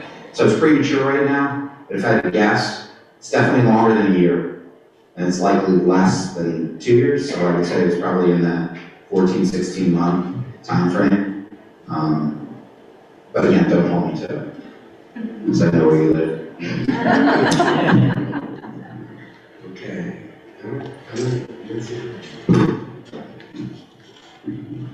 Hi, I'm Nancy Watson with 21 Windsor Avenue. I just wanted some clarification. What I heard at the very beginning of the presentation was that you as the owner of the property want to take over, you want to buy back the parking lot. Obviously, you want to resume ownership of the lot. So how does that work if you're the owner of the property with the borough and you keep mentioning that there'd be some extra spaces for people to come back and park? But how do you envision that, since the owner, if you ran into parking issues, you could obviously just, we do have a driveway ordinance, we have a few things in Narberth, but I'm just curious as to what the plan is regarding the parking lot. Then maybe you should just stand up front. Thank you. Good advice. Sure. Thanks for the question. Yeah. So first off, the way that the lot works, Fred addressed it, but just to reiterate, it's something that you inherit as the owner of this property, which we refer to it as the Koch property, it's the Koch family, right? So it was just a contract that we inherited when we acquired the property that gave us the right to recapture the lot. We've been in many conversations, and again, this is early phase, but I mean, the idea is that the lot's really there. Now, if you look at the way it functions from my observations, just to park the customers and patrons of all those shops there. And as I said earlier, I don't think, notwithstanding that it is changed, it's not like radical change. There's going to be a little less square footage for the shops. Again, we're going to pre-screen our candidates for leasing the units, and it's going to be an actively managed lot. So maybe that's the answer to your question. Like, in other words, it's not going to be a free-for-all, much like the borough manages the lot right now. It's not a free-for-all. We intend to, I mean, there's lots of places where there's private ownership of lots where they actively manage the lot, so. I guess my question is more, do you see the lot remaining open during the day? Oh, yeah. And, 100%. or would there just be a few spots that would be assigned? No, we see it being open during the day, and the primary function of that lot during the day would be to accommodate patrons of the shops. That would be the vision. Okay. So yes? Yes. Okay.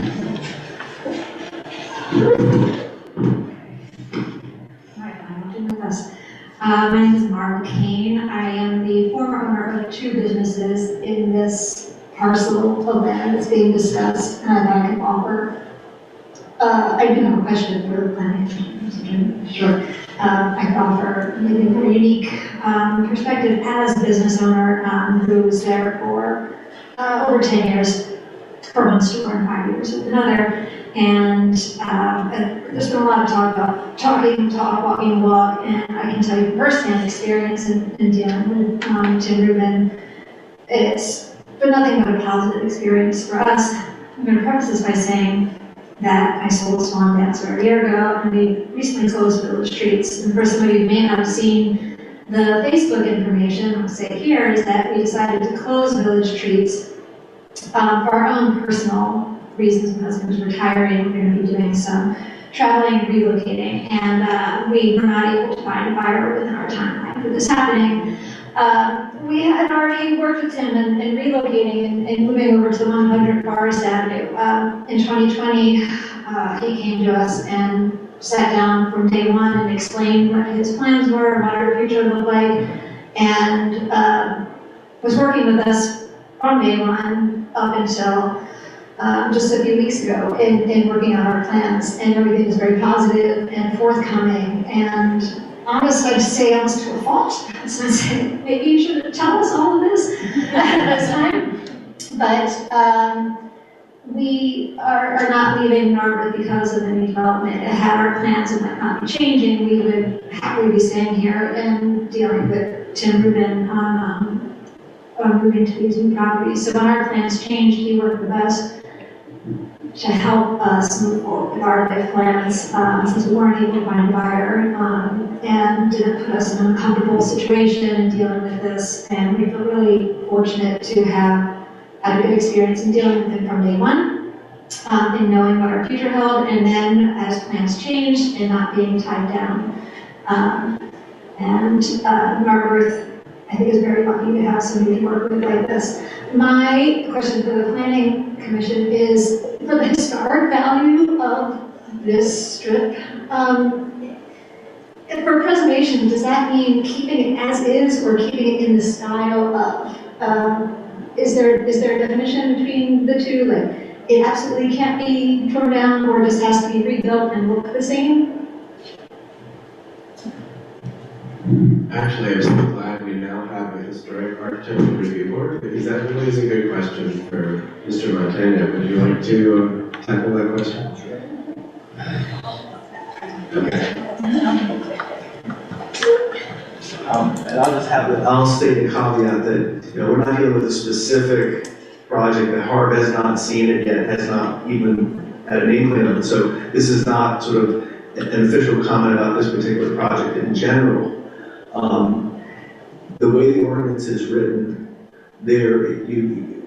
for buildings that contribute to the historic district that are built before 1945, we do not have by right and then demolition. So those demolition can't happen unless they come to the heart, they make the case for why a building is not usable.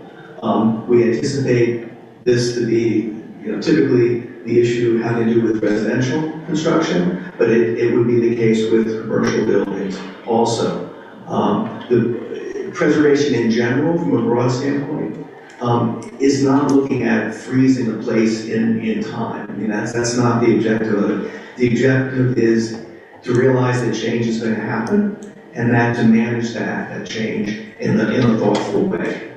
And I think that's pretty much, I mean, as I said, we haven't discussed any of this yet amongst the heart, but that's the general kind of zeitgeist of what historic preservation is. Typically, people do look at it as a preserved in amber, frozen in time kind of thing. And it's not that. It really is a planning tool in order to make sure that change that does happen is respectful of the surrounding area, that the scale feels right, and that we're very conscious, especially in Narberth, which Narberth, I would argue, does not have stellar over-the-top individual buildings. What it does have is a very coherent streetscape, and it has a very coherent feel based on a lot of kind of road buildings that make this particular place special. I mean, I think it's really the commercial district that is the reason that Narberth is as popular as it is. You can look at other communities along the main line that don't have an intimate commercial district, and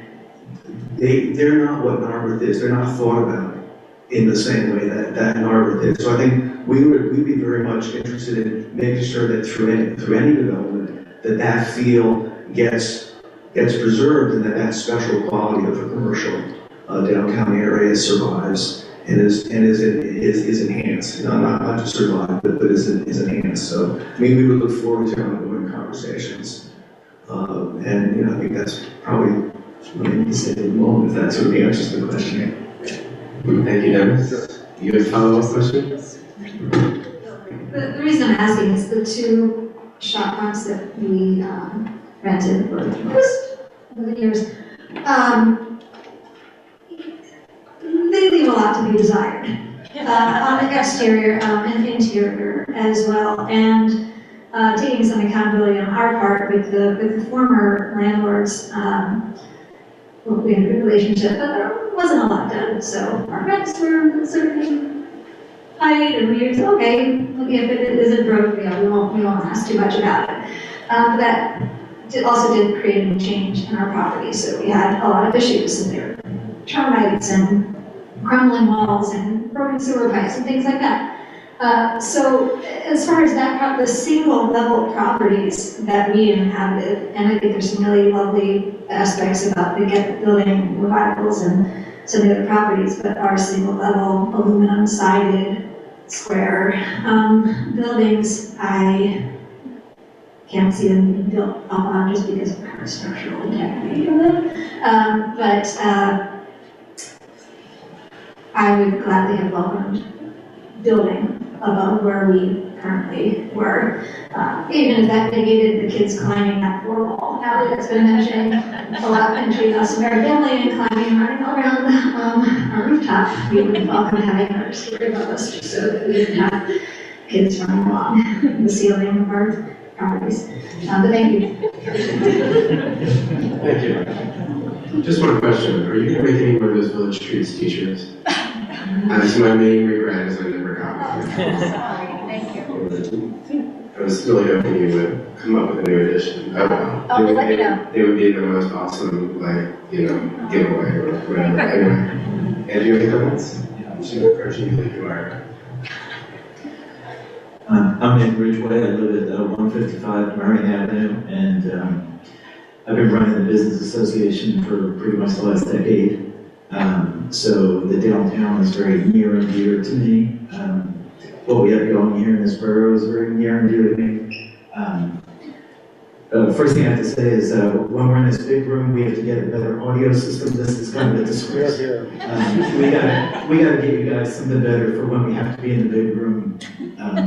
This isn't really working that well, but that's a different project for a different day. I just wanted to say, in terms of this project, I've lived in this borough for a long time, and I feel the same way that a lot of you do about, what I've seen and what was here, some favorites that aren't anymore. And, so I can say, I miss Ricklands and things that aren't here, but I think we need to be careful that we have to judge this project on its merits and not, look at it like, an opportunity to oppose change or think that this project represents something that it doesn't represent. So I want everybody to keep an open mind and come up with good solutions that, make our town continue to be the place that we love and, and get better with time. It changes, but it's always changed, and let's make sure that these changes are the changes that we want. Thanks. Thanks, Ed. Thanks for what you do for us, too. Thank you.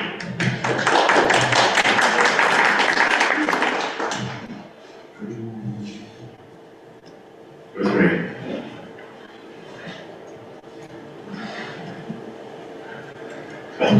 Hi, I'm Rosemary McDonough, and my husband and I have lived on Elmwood Avenue for over 30 years, close to 40 actually. I have one observation, one question, please.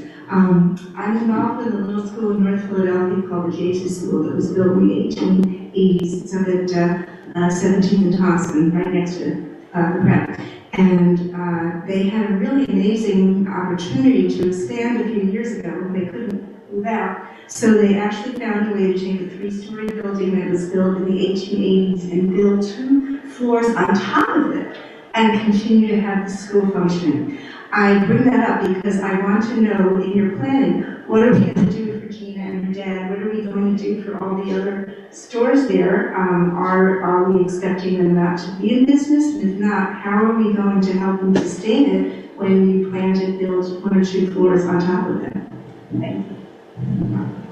Okay. Is that something you can speak to?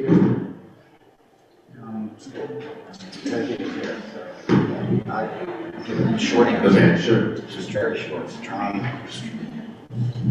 Yeah, it's tricky. It's a little bit of a shell game, as I mentioned earlier. So it involves, in a couple cases, like I've been in conversations with Masterpiece about some swing space. Been in different conversations. You mentioned Gina, so that conversation is more about maybe resizing it. And one of the ideas that I threw out there was a portion of Wicklands. So that space is close to 4,000 feet. And so if you downsize, we can take a portion of that. But it's all a work in progress. I mean, tenant by tenant, all I can do, the best I can do is just meet with folks and keep an open mind and keep a conversation going and be flexible. And I think there are solutions, but they're all tenant specific. But I'm definitely working with folks to accommodate that. So you are committed to keeping the stores here that are here? Yeah, I mean, what I'm doing is I'm happy to work with them. And as you can imagine, like, you can't say carte blanche, like someone to wake up one day and say, all right, Tim, I'd like that store for free. I mean, so within reason, yeah, of course. But absolutely, I know that they're part of the fabric of the borough, and there's no desire, as I said in the beginning of the presentation, there's no desire to go radically different and stick with what works, so to speak. Okay, thank you. Oh, all right. We'll backtrack. Yeah, late in the game. I'm not a person that usually speaks in front of a group, so bear with me. Kathy Kreider, 200 Price Avenue. We've been in the community for almost 50 years, having lived at 3 different locations. 7 years ago, 5 years ago, we relocated from Arbor Park, where we lived for 30 years, to buy one of the condominiums made from the Methodist Church. Honestly, we paid twice as much, at least twice as much, as we would have paid were dear friends of ours who relocated from Linwood to move to Devon to be in a townhouse, because we love Narber so much. It's very special. My particular question and concern, as well as keeping the current atmosphere and the store owners, which we love, such as Jean and her dad, is the parking. I don't quite understand. I believe you said there'd be 33 new housing units, is that right? I don't understand how that would work with people in their cars, and I heard you saying that people would be screened and so on. I'm concerned about the parking. We all have too many cars, and I don't get how that works. I'm not a numbers person. Can you say a little bit more about that, please?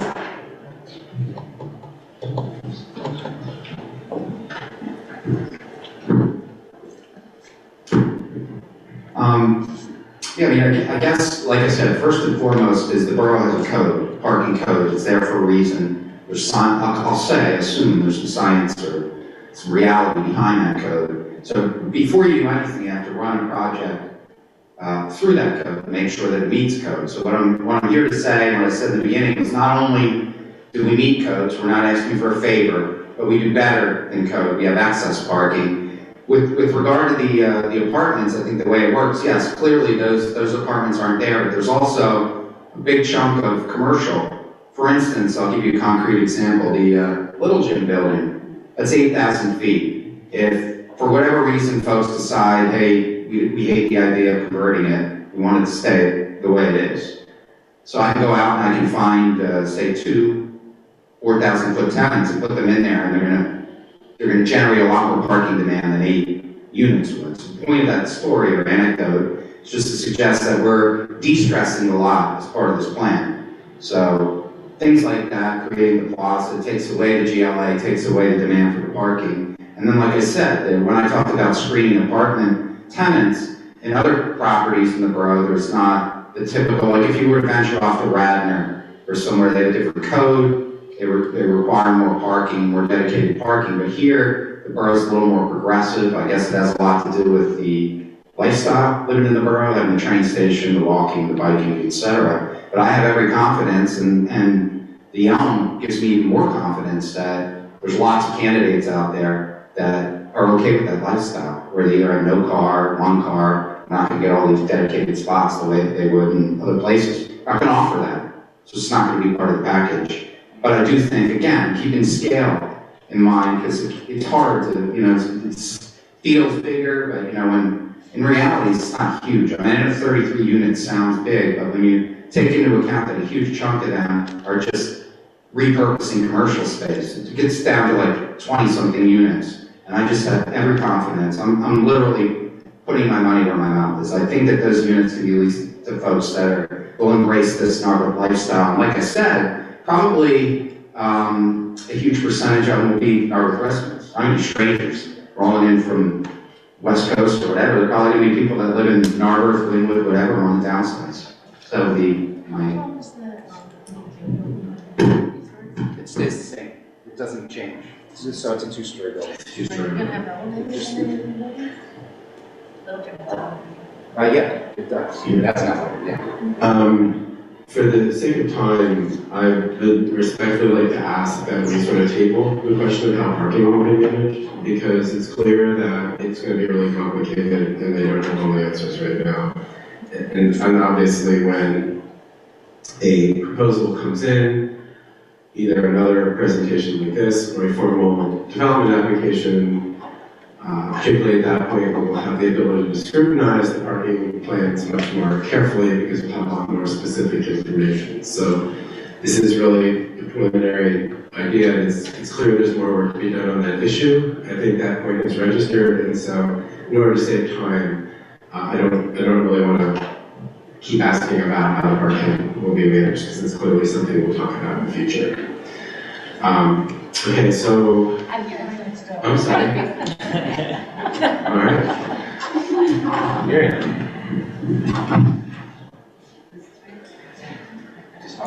Okay, all right. So my name is Mary Jackow. I live at 149 Marion Ave, just down from you guys, the Ridgeways. So I am on the Environmental Advisory Council, but I'm speaking on behalf of myself at the moment. First of all, I want to say that I too support the basic concept of this development. I think for the businesses, for the vibrancy of the town, we do need more people living in the town. And there's a couple key reasons beyond the businesses that I want to mention. One is just that, since the 40s, the dominant mode of idea of the good life in the United States, as we know, has been with very extensive suburbs. And obviously the people who live in Narberth aren't, tied to the most extensive exurbs. But we do need density, right? If we're going to tackle climate change, if we're going to reduce energy and fossil fuels that we use with cars and with big houses and big distances of all kinds of infrastructure. We just have to, people have to be able to move closer to each other in many places so that other places can have more forestation and food grown and all that good stuff. So just from an environmental standpoint, not like a kind of specialist view, but just the basics, like climate change that we all know by now needs to be addressed. This is really, what we need to do. And there was a planner a couple decades ago, Donald Shoup, who wrote a book called The High Cost of Free Parking. And basically saying that, from both an environmental perspective and from a kind of vibrancy and vitality of towns and cities, the kind of promise that everyone was sold that everyone can have as many cars as they want and it's consistent with a really livable community is just not true. And so I would just kind of remind us that, the part that many people really like about Narberth, the walkability, it comes with some costs. Like you can't, you just can't have it all, right? And so that would be my plea. So when we hear the word density, I was happy to hear the architect and the developer use the word density because it actually is, it's a good thing. It's a thing that we can look to and say, hey, this is great. We can be a model for other communities rather than living in the past and, feeling like we can't do anything about climate change. This is one way that we really can do something really good and serve as a role model. Another thing I'll say, just to piggyback on the stuff about the empty nesters, my mom, who is from Seattle, is living with us. She's 78 years old. She cannot afford to rent an apartment in Narberth right now. When I saw the original plan and I saw these really small studios, I was like, this is so fantastic because maybe, just maybe, my mom on Social Security, she could actually afford to live in Narberth. She's living with us right now, we're doing okay, but it's a lot. So I know a lot of people are really struggling to get their parents, their kids, when they, high school graduates, college graduates, those people don't have places to live right now. We really have a shortage of affordable housing. And I would say that, Narberth really has a lack of diversity of price points of housing. It's just a really, a bigger problem. So those are, and I would just say from a perspective of equity, not just for me and my mom, but just in general, to allow for people who earn diversity of salaries and have diversity of jobs, they should be able to afford to live in Narberth. So those are my personal comments on my personal behalf. Thanks, Ray. Okay, we'll go down this way. And I've noticed people are leaving, which is not a good thing. I'd like everyone to have a chance to participate if they can, so if you can really try to keep your comments to the most concise and important points. Let's just stipulate everyone loves Ricklands. Love Ricklands? Okay. Make sure you say your name and address. My name is Deborah Winfield, and I'm Kathy Kreider's niece. I live at 210 Price. I have a much more prosaic question, which perhaps not properly addressed to the assembled. I have this nightmare that this project and the bridge project are going to be done at the same time. And I don't know how long the land development approval process is anticipated to take, and I have no idea when and if the bridge construction will start, but I'm hoping that those two projects will not be simultaneous.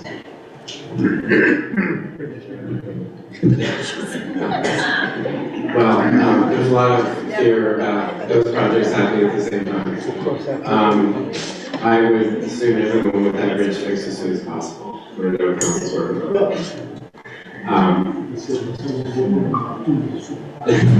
No, I said we all would like to have bridges fixed as soon as possible, and I know the council's working on it. Kimberly, would you say? Alright. Give this a quick try. Kimberly Bezak, I live on Dudley Avenue. I've been here about 10 years, and I do a co-owned shift with Alicia, right next to Get Cafe. I just want to say real quick, it's been really refreshing to just finally hear about the plan. We've had such a productive relationship with Tim so far. He's been a really great partner to work with. he certainly has been talking the talk and walking the walk with us. So as Shift continues to grow and go wherever it's going, I'm really confident that as like a legacy tenant per se, along with other tenants on this side of the street, that will do the shuffle and Narberth is going to be better for it. So thanks. Thank you.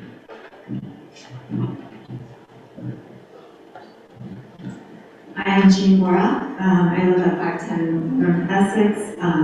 So one general comment I want to make is that I feel like our comprehensive plan says that like targeted development in the downtown district is healthy for our downtown and healthy for our town in general. So I think having a development that's in scale with the environment is really good for our downtown. I have a couple questions about the public plaza area. I really like the idea of that in such a key area of the downtown.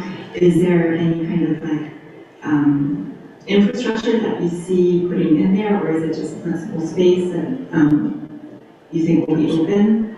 The other question was regarding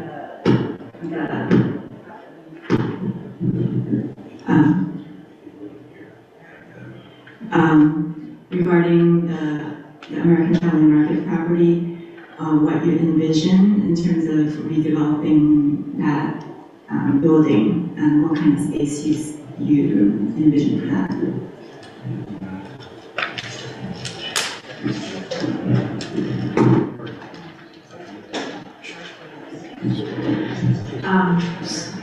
So the plaza space is really just envisioned, I think right now, as a flexible space and to be available to those tenants that would face onto that space. I think flexible and changeable and not fixed. I mean, fixed at this point, very growing. I don't know if you wanted to speak to the American Family Market.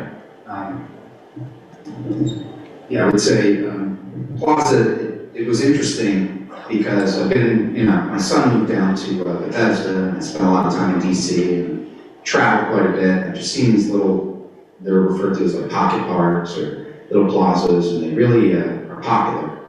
I enjoy them, and it's open to the light, because so you get sunlight in there, you have tables, string lights. It serves multiple purposes in this project. One, instead of that narrow picture that you saw that's next to the American Family Market that weaves you back like a rat's maze back to the lot, it's nice, open, probably like landscape, hardscape, inviting way to well lit, etc., to get folks back to the parking. Like I said, it allowed us to set back that lobby, put it in a nice strategic spot, and not chew up frontage.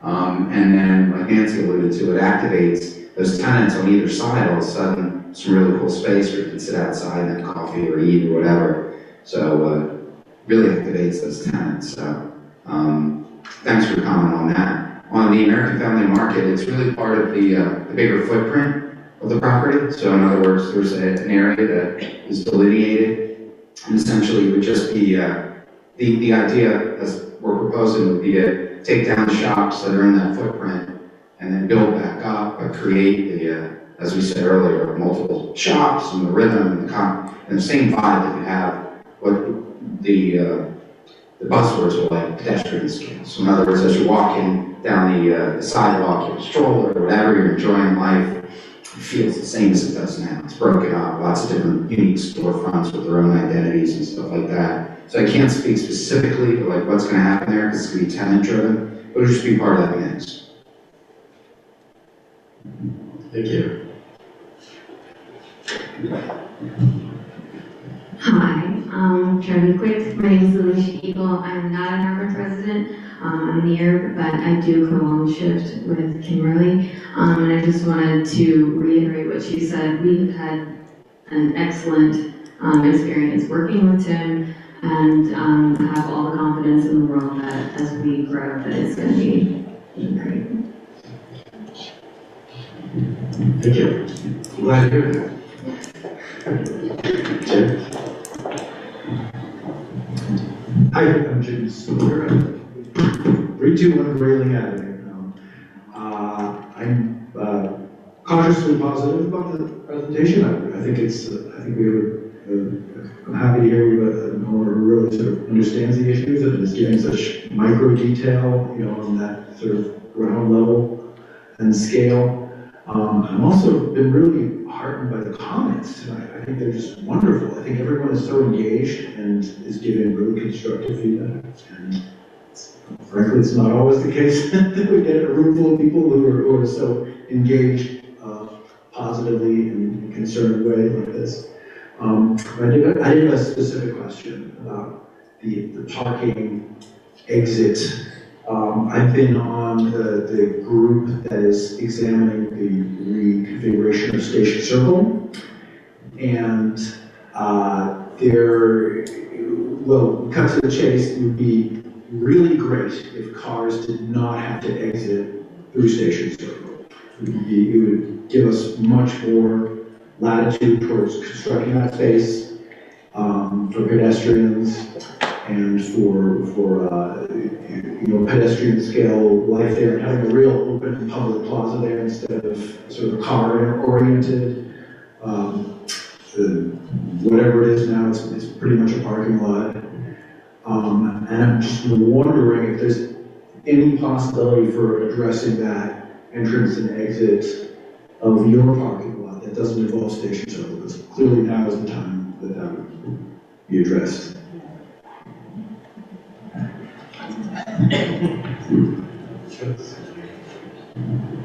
Okay, so that's our one.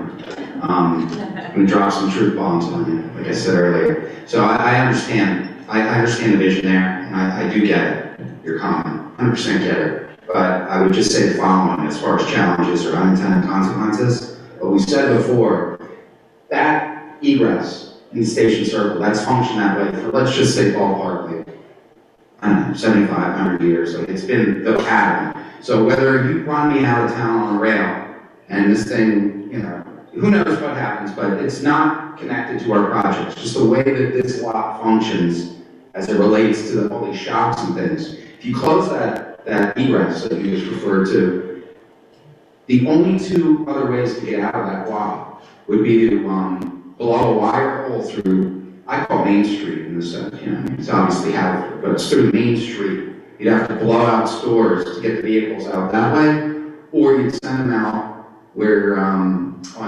North Narberth and the bridge. The concern on North Narberth and that bridge is that you're going to send all the vehicular out onto that road. They're going to have a limited sight line because of the topography there with the bridge. So number one, it's a little bit dangerous, just sending the cars out. They have to move fast because there's a car coming over the hump. It's a little dangerous. There's a lot of cars because that would be the only way to get out. So it would be all the everything vehicular would go out there. And the other thing that I was worried about in terms of unintended consequences is the natural thing might be to not fight making that left-hand turn, which is a little tricky, hang right, and then you're sending all the vehicular into South Narberth, into a quiet neighborhood. Those are my concerns, just being honest with you. Okay, I'm sure that would be a point that would be looked at further as well. Any comments in the next round? Row behind, sir, any comments? Okay, last row. Come on.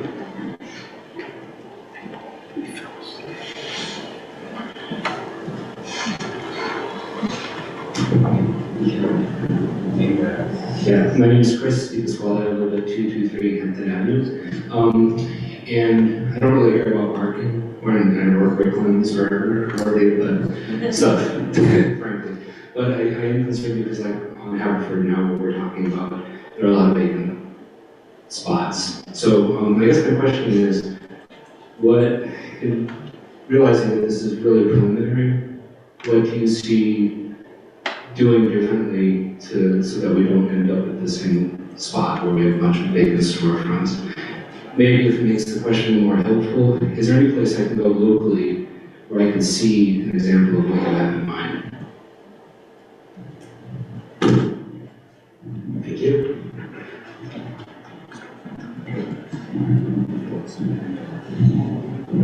So as far as examples, I mean, we just got done telling you how unique Narberth is, and it's not gonna be like the streets in Exton or King of Prussia Town Center. It's just not what we're after. It's sticking with a lot of the locals, adding to, so an additive thing, make it better.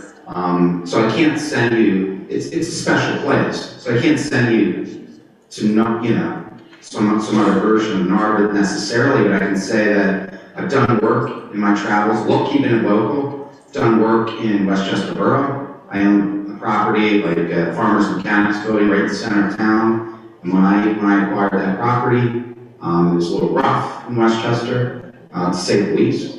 A lot of vacancy, a lot of businesses shutting down. They've done an amazing job. I would encourage you. I don't know whether, again, it's subjective. You may hate Westchester, but I think it's a great example of revitalizing the borough.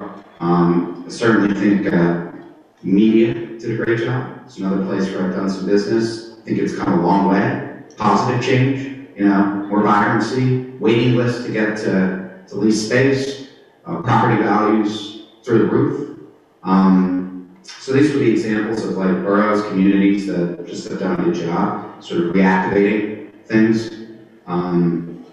So that would be my answer to that. As far as vacancies, I would say it's a little bit of what I said earlier, where it's my background, retail leasing, so it's creating a story, creating co-tenancy, delivering space where the physical aspects of it work for today's tenants, height, width, things like that. That would be my best answer. Okay, thank you. Questions? I was sitting back there. I'm sorry. On deck, you're on deck. Hi, I'm Paul Gunther. I grew up on Windale and I live up the street on Haverford. I'm excited about what some of the long-term plans are, and I think they look pretty good. What about in the short term? My kids are growing up right now, and these projects aren't going to come around for a bit. There's a lot of vacant storefronts in there. Are there any plans to get pop-up shops or ways to revitalize the space a little bit in the near term, even if they are shorter term? Yeah, so,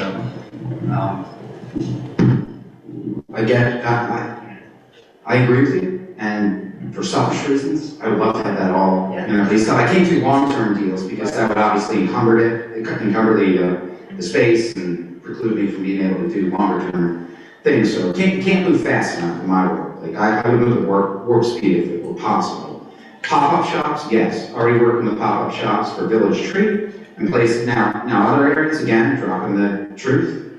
Like McShay's is not a pop-up. I mean, that's a life's work to get that code compliant, up to speed, so that it can, but Makes, when I acquired Makes, had no heating and air conditioning. It's very raw. It's a possibility, but I think one of the things we're doing is playing around with the idea of at least making it feel good, like activating those storefronts. The reason why I'm stepping up here again is that Tim and I have talked about a project which is kind of a spin-off of Narbart Month. And I don't know if anyone here is familiar, but Narbart Month was started by Beth Warren, who works at Spade Mabel. And each year, businesses are invited to create a themed window display. Beth last year said, I've done 10 years of this. Does anyone else want to take the baton? So I have taken that, the new leader of Narbart Month. And thank you. I'm moving forward with this with a new project in mind, as well as our normal Narbart Month. I've also spoken with some landlords in the Narberth area. When they have a vacant window in between tenants, can we put a customized, site-specific artwork in that window to beautify our neighborhood, to sort of keep that from just being a dark spot, and then as soon as a new tenant comes in, that art will disappear and move on somewhere else. So Tim has been, as well as some other building owners, have been really receptive to that idea. So the McShay's, the taco takeaway, the Mapes location, as well as Village Treats, just for the time being. We are looking forward to installing some amazing art with some local artists, and more on that soon. Thank you. Who knew you'd get a scoop tonight, right? Not the village trees. Yeah, good.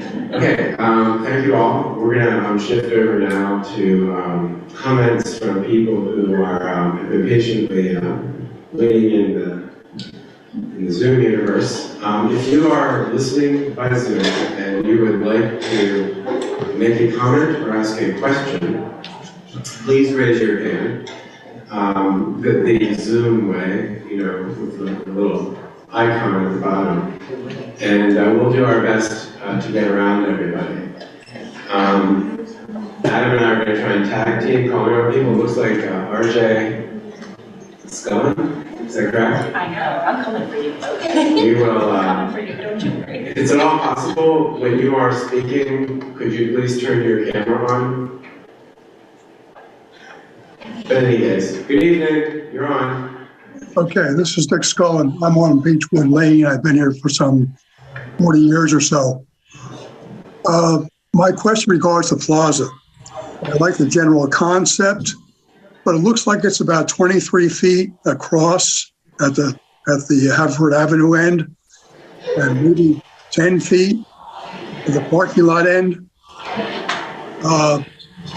with 2 or 3 story buildings to either side.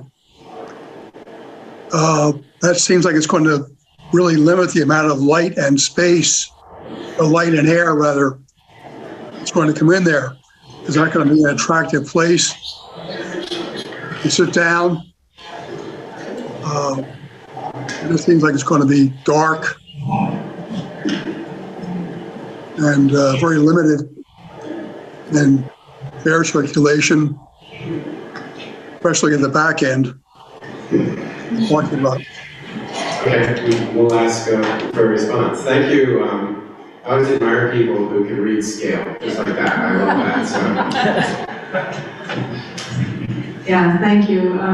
It's actually 25 feet, right now it's 25 feet at Haverford Avenue, and then it goes to 12 feet in the back. But they're all good points, and that'll be our next step when we start looking at the building massing and how that will really feel. So we'll have to prove this with the massing of the building when we look at it in 3 dimensions. So that's sort of our next step, and I 100% want to make sure that it's a space that will feel good and actually will be used. So that will be what we look at next. So thank you. Okay, thank you. Are there any other hands raised? I do not see any other hands raised. Last chance. Okay, I don't see any other hands raised. Can I say something? So we will, there are no hands raised, and everyone here has had a chance to comment, so we'll close the public comment section of this meeting. I would like to say, I know. Okay, no. Chloe's not the public. Chloe's, I would like to say the public who's online and who's here, here's how you can keep in touch with what's going on. The Planning Commission, we post our our agendas a couple days before each meeting. Usually it takes until then to know what we're talking about, but you can check in with the Planning Commission. With the borough webpage, the Planning Commission, or minutes. If you have the agenda, or if you go to the borough's webpage and look at one of our agendas, you will see our email address, which is narberthplanningcommission@gmail.com. Which I answer when I want to procrastinate about the real work I'm going to do each day. So if you just want to check in, just send a note. Do you have anything scheduled? I will answer it. You can also follow the Borough Council agendas on the webpage as well. We don't really have a system of pushing out alerts about specific topics at specific meetings, but that's how you can follow what we do.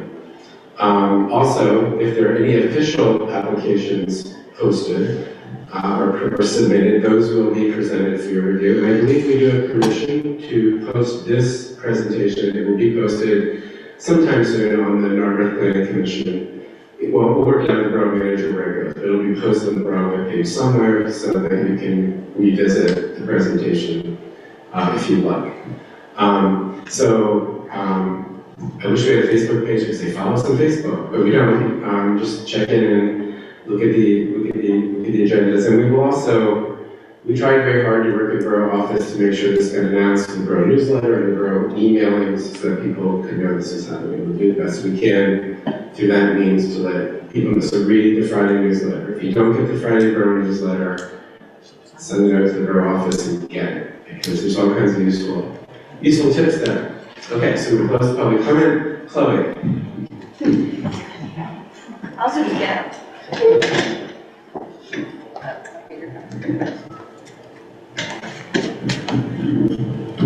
I just wanted to mention that as someone who works throughout the county with different with different Main Street communities, which we would include Narberth in that, also work with Ambler, Souderton, Hatboro, assistant colleagues in Lansdale and Pottstown. There's a lot of conversations in a lot of communities about increasing residential density right on the Main Street in support of the businesses. Like if communities are concerned about vacancies, about getting the kinds of businesses that they want, keeping the community active, that is the conversation everywhere, and I think it's a really important one. And I commend all of you for having it well tonight, but that is the best solution to support a vibrant Main Street is to have more people right there.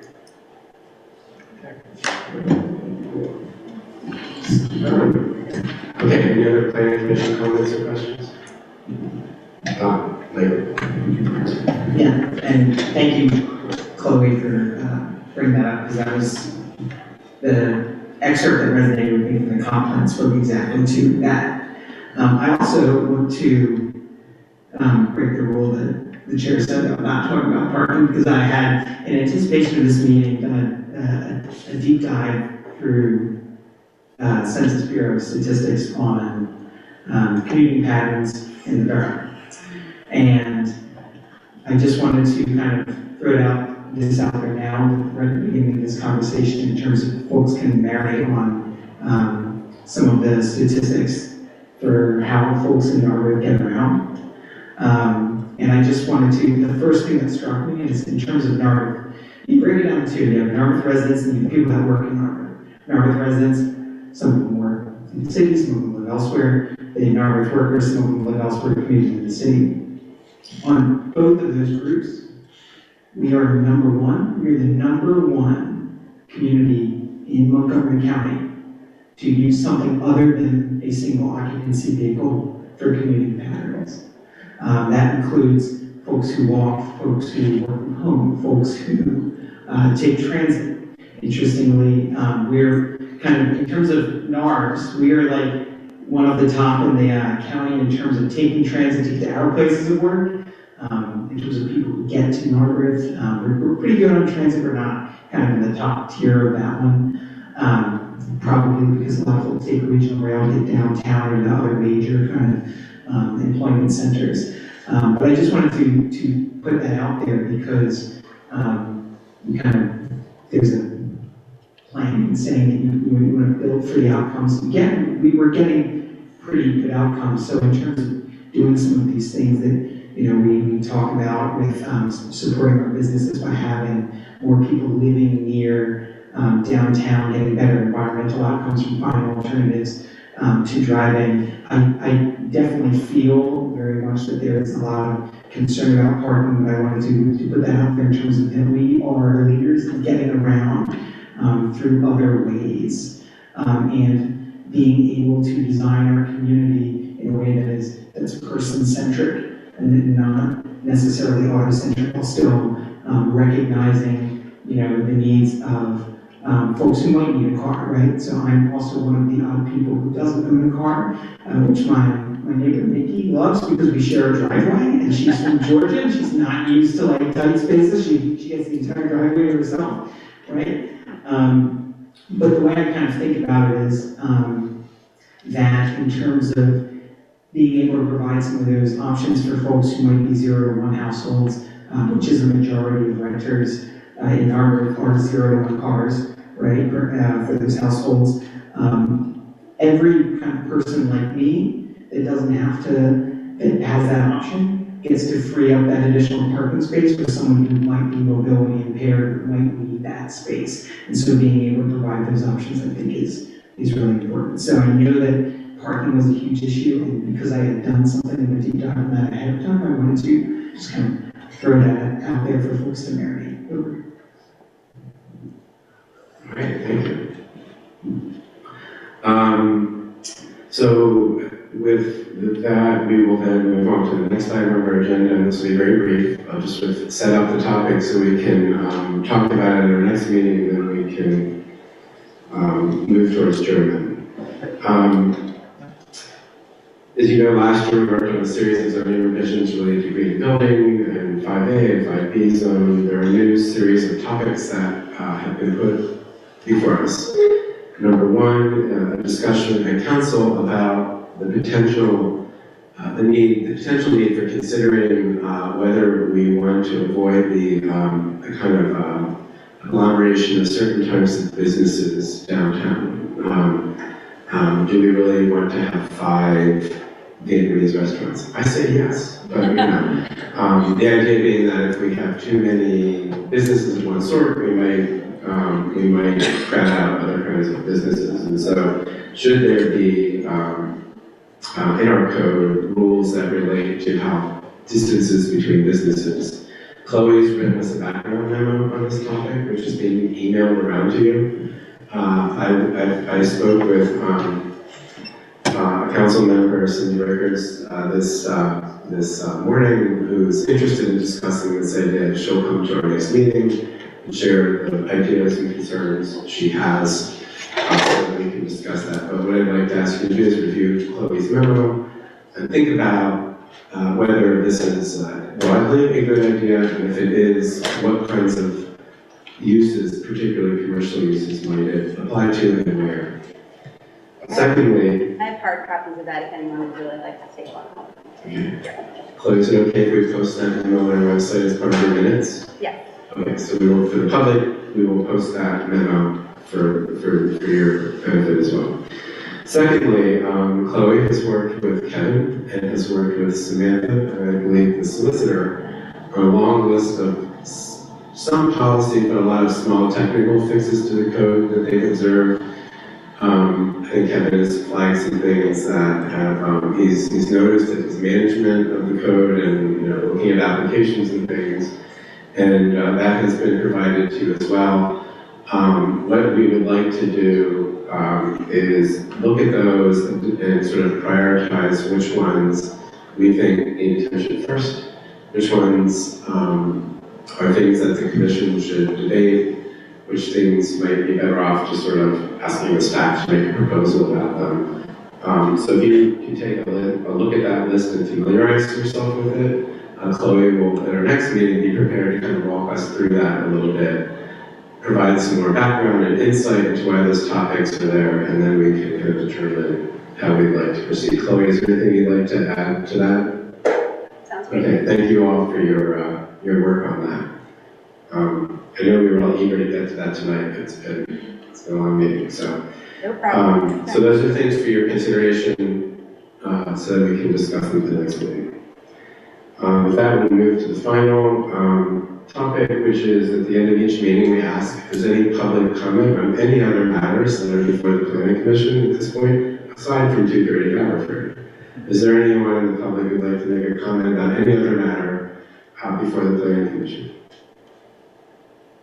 Seeing no comments, we'll close. What about parking? We're going to talk about that in the year 11. We'll close public comment, and I will ask for a motion to adjourn. So moved. Jim, put a moment to adjourn. Is there a second? Second. Dave Brown, seconds. All in favor of adjournment? Aye. Thank you. The meeting is adjourned. Thank you, everyone. Thanks very much.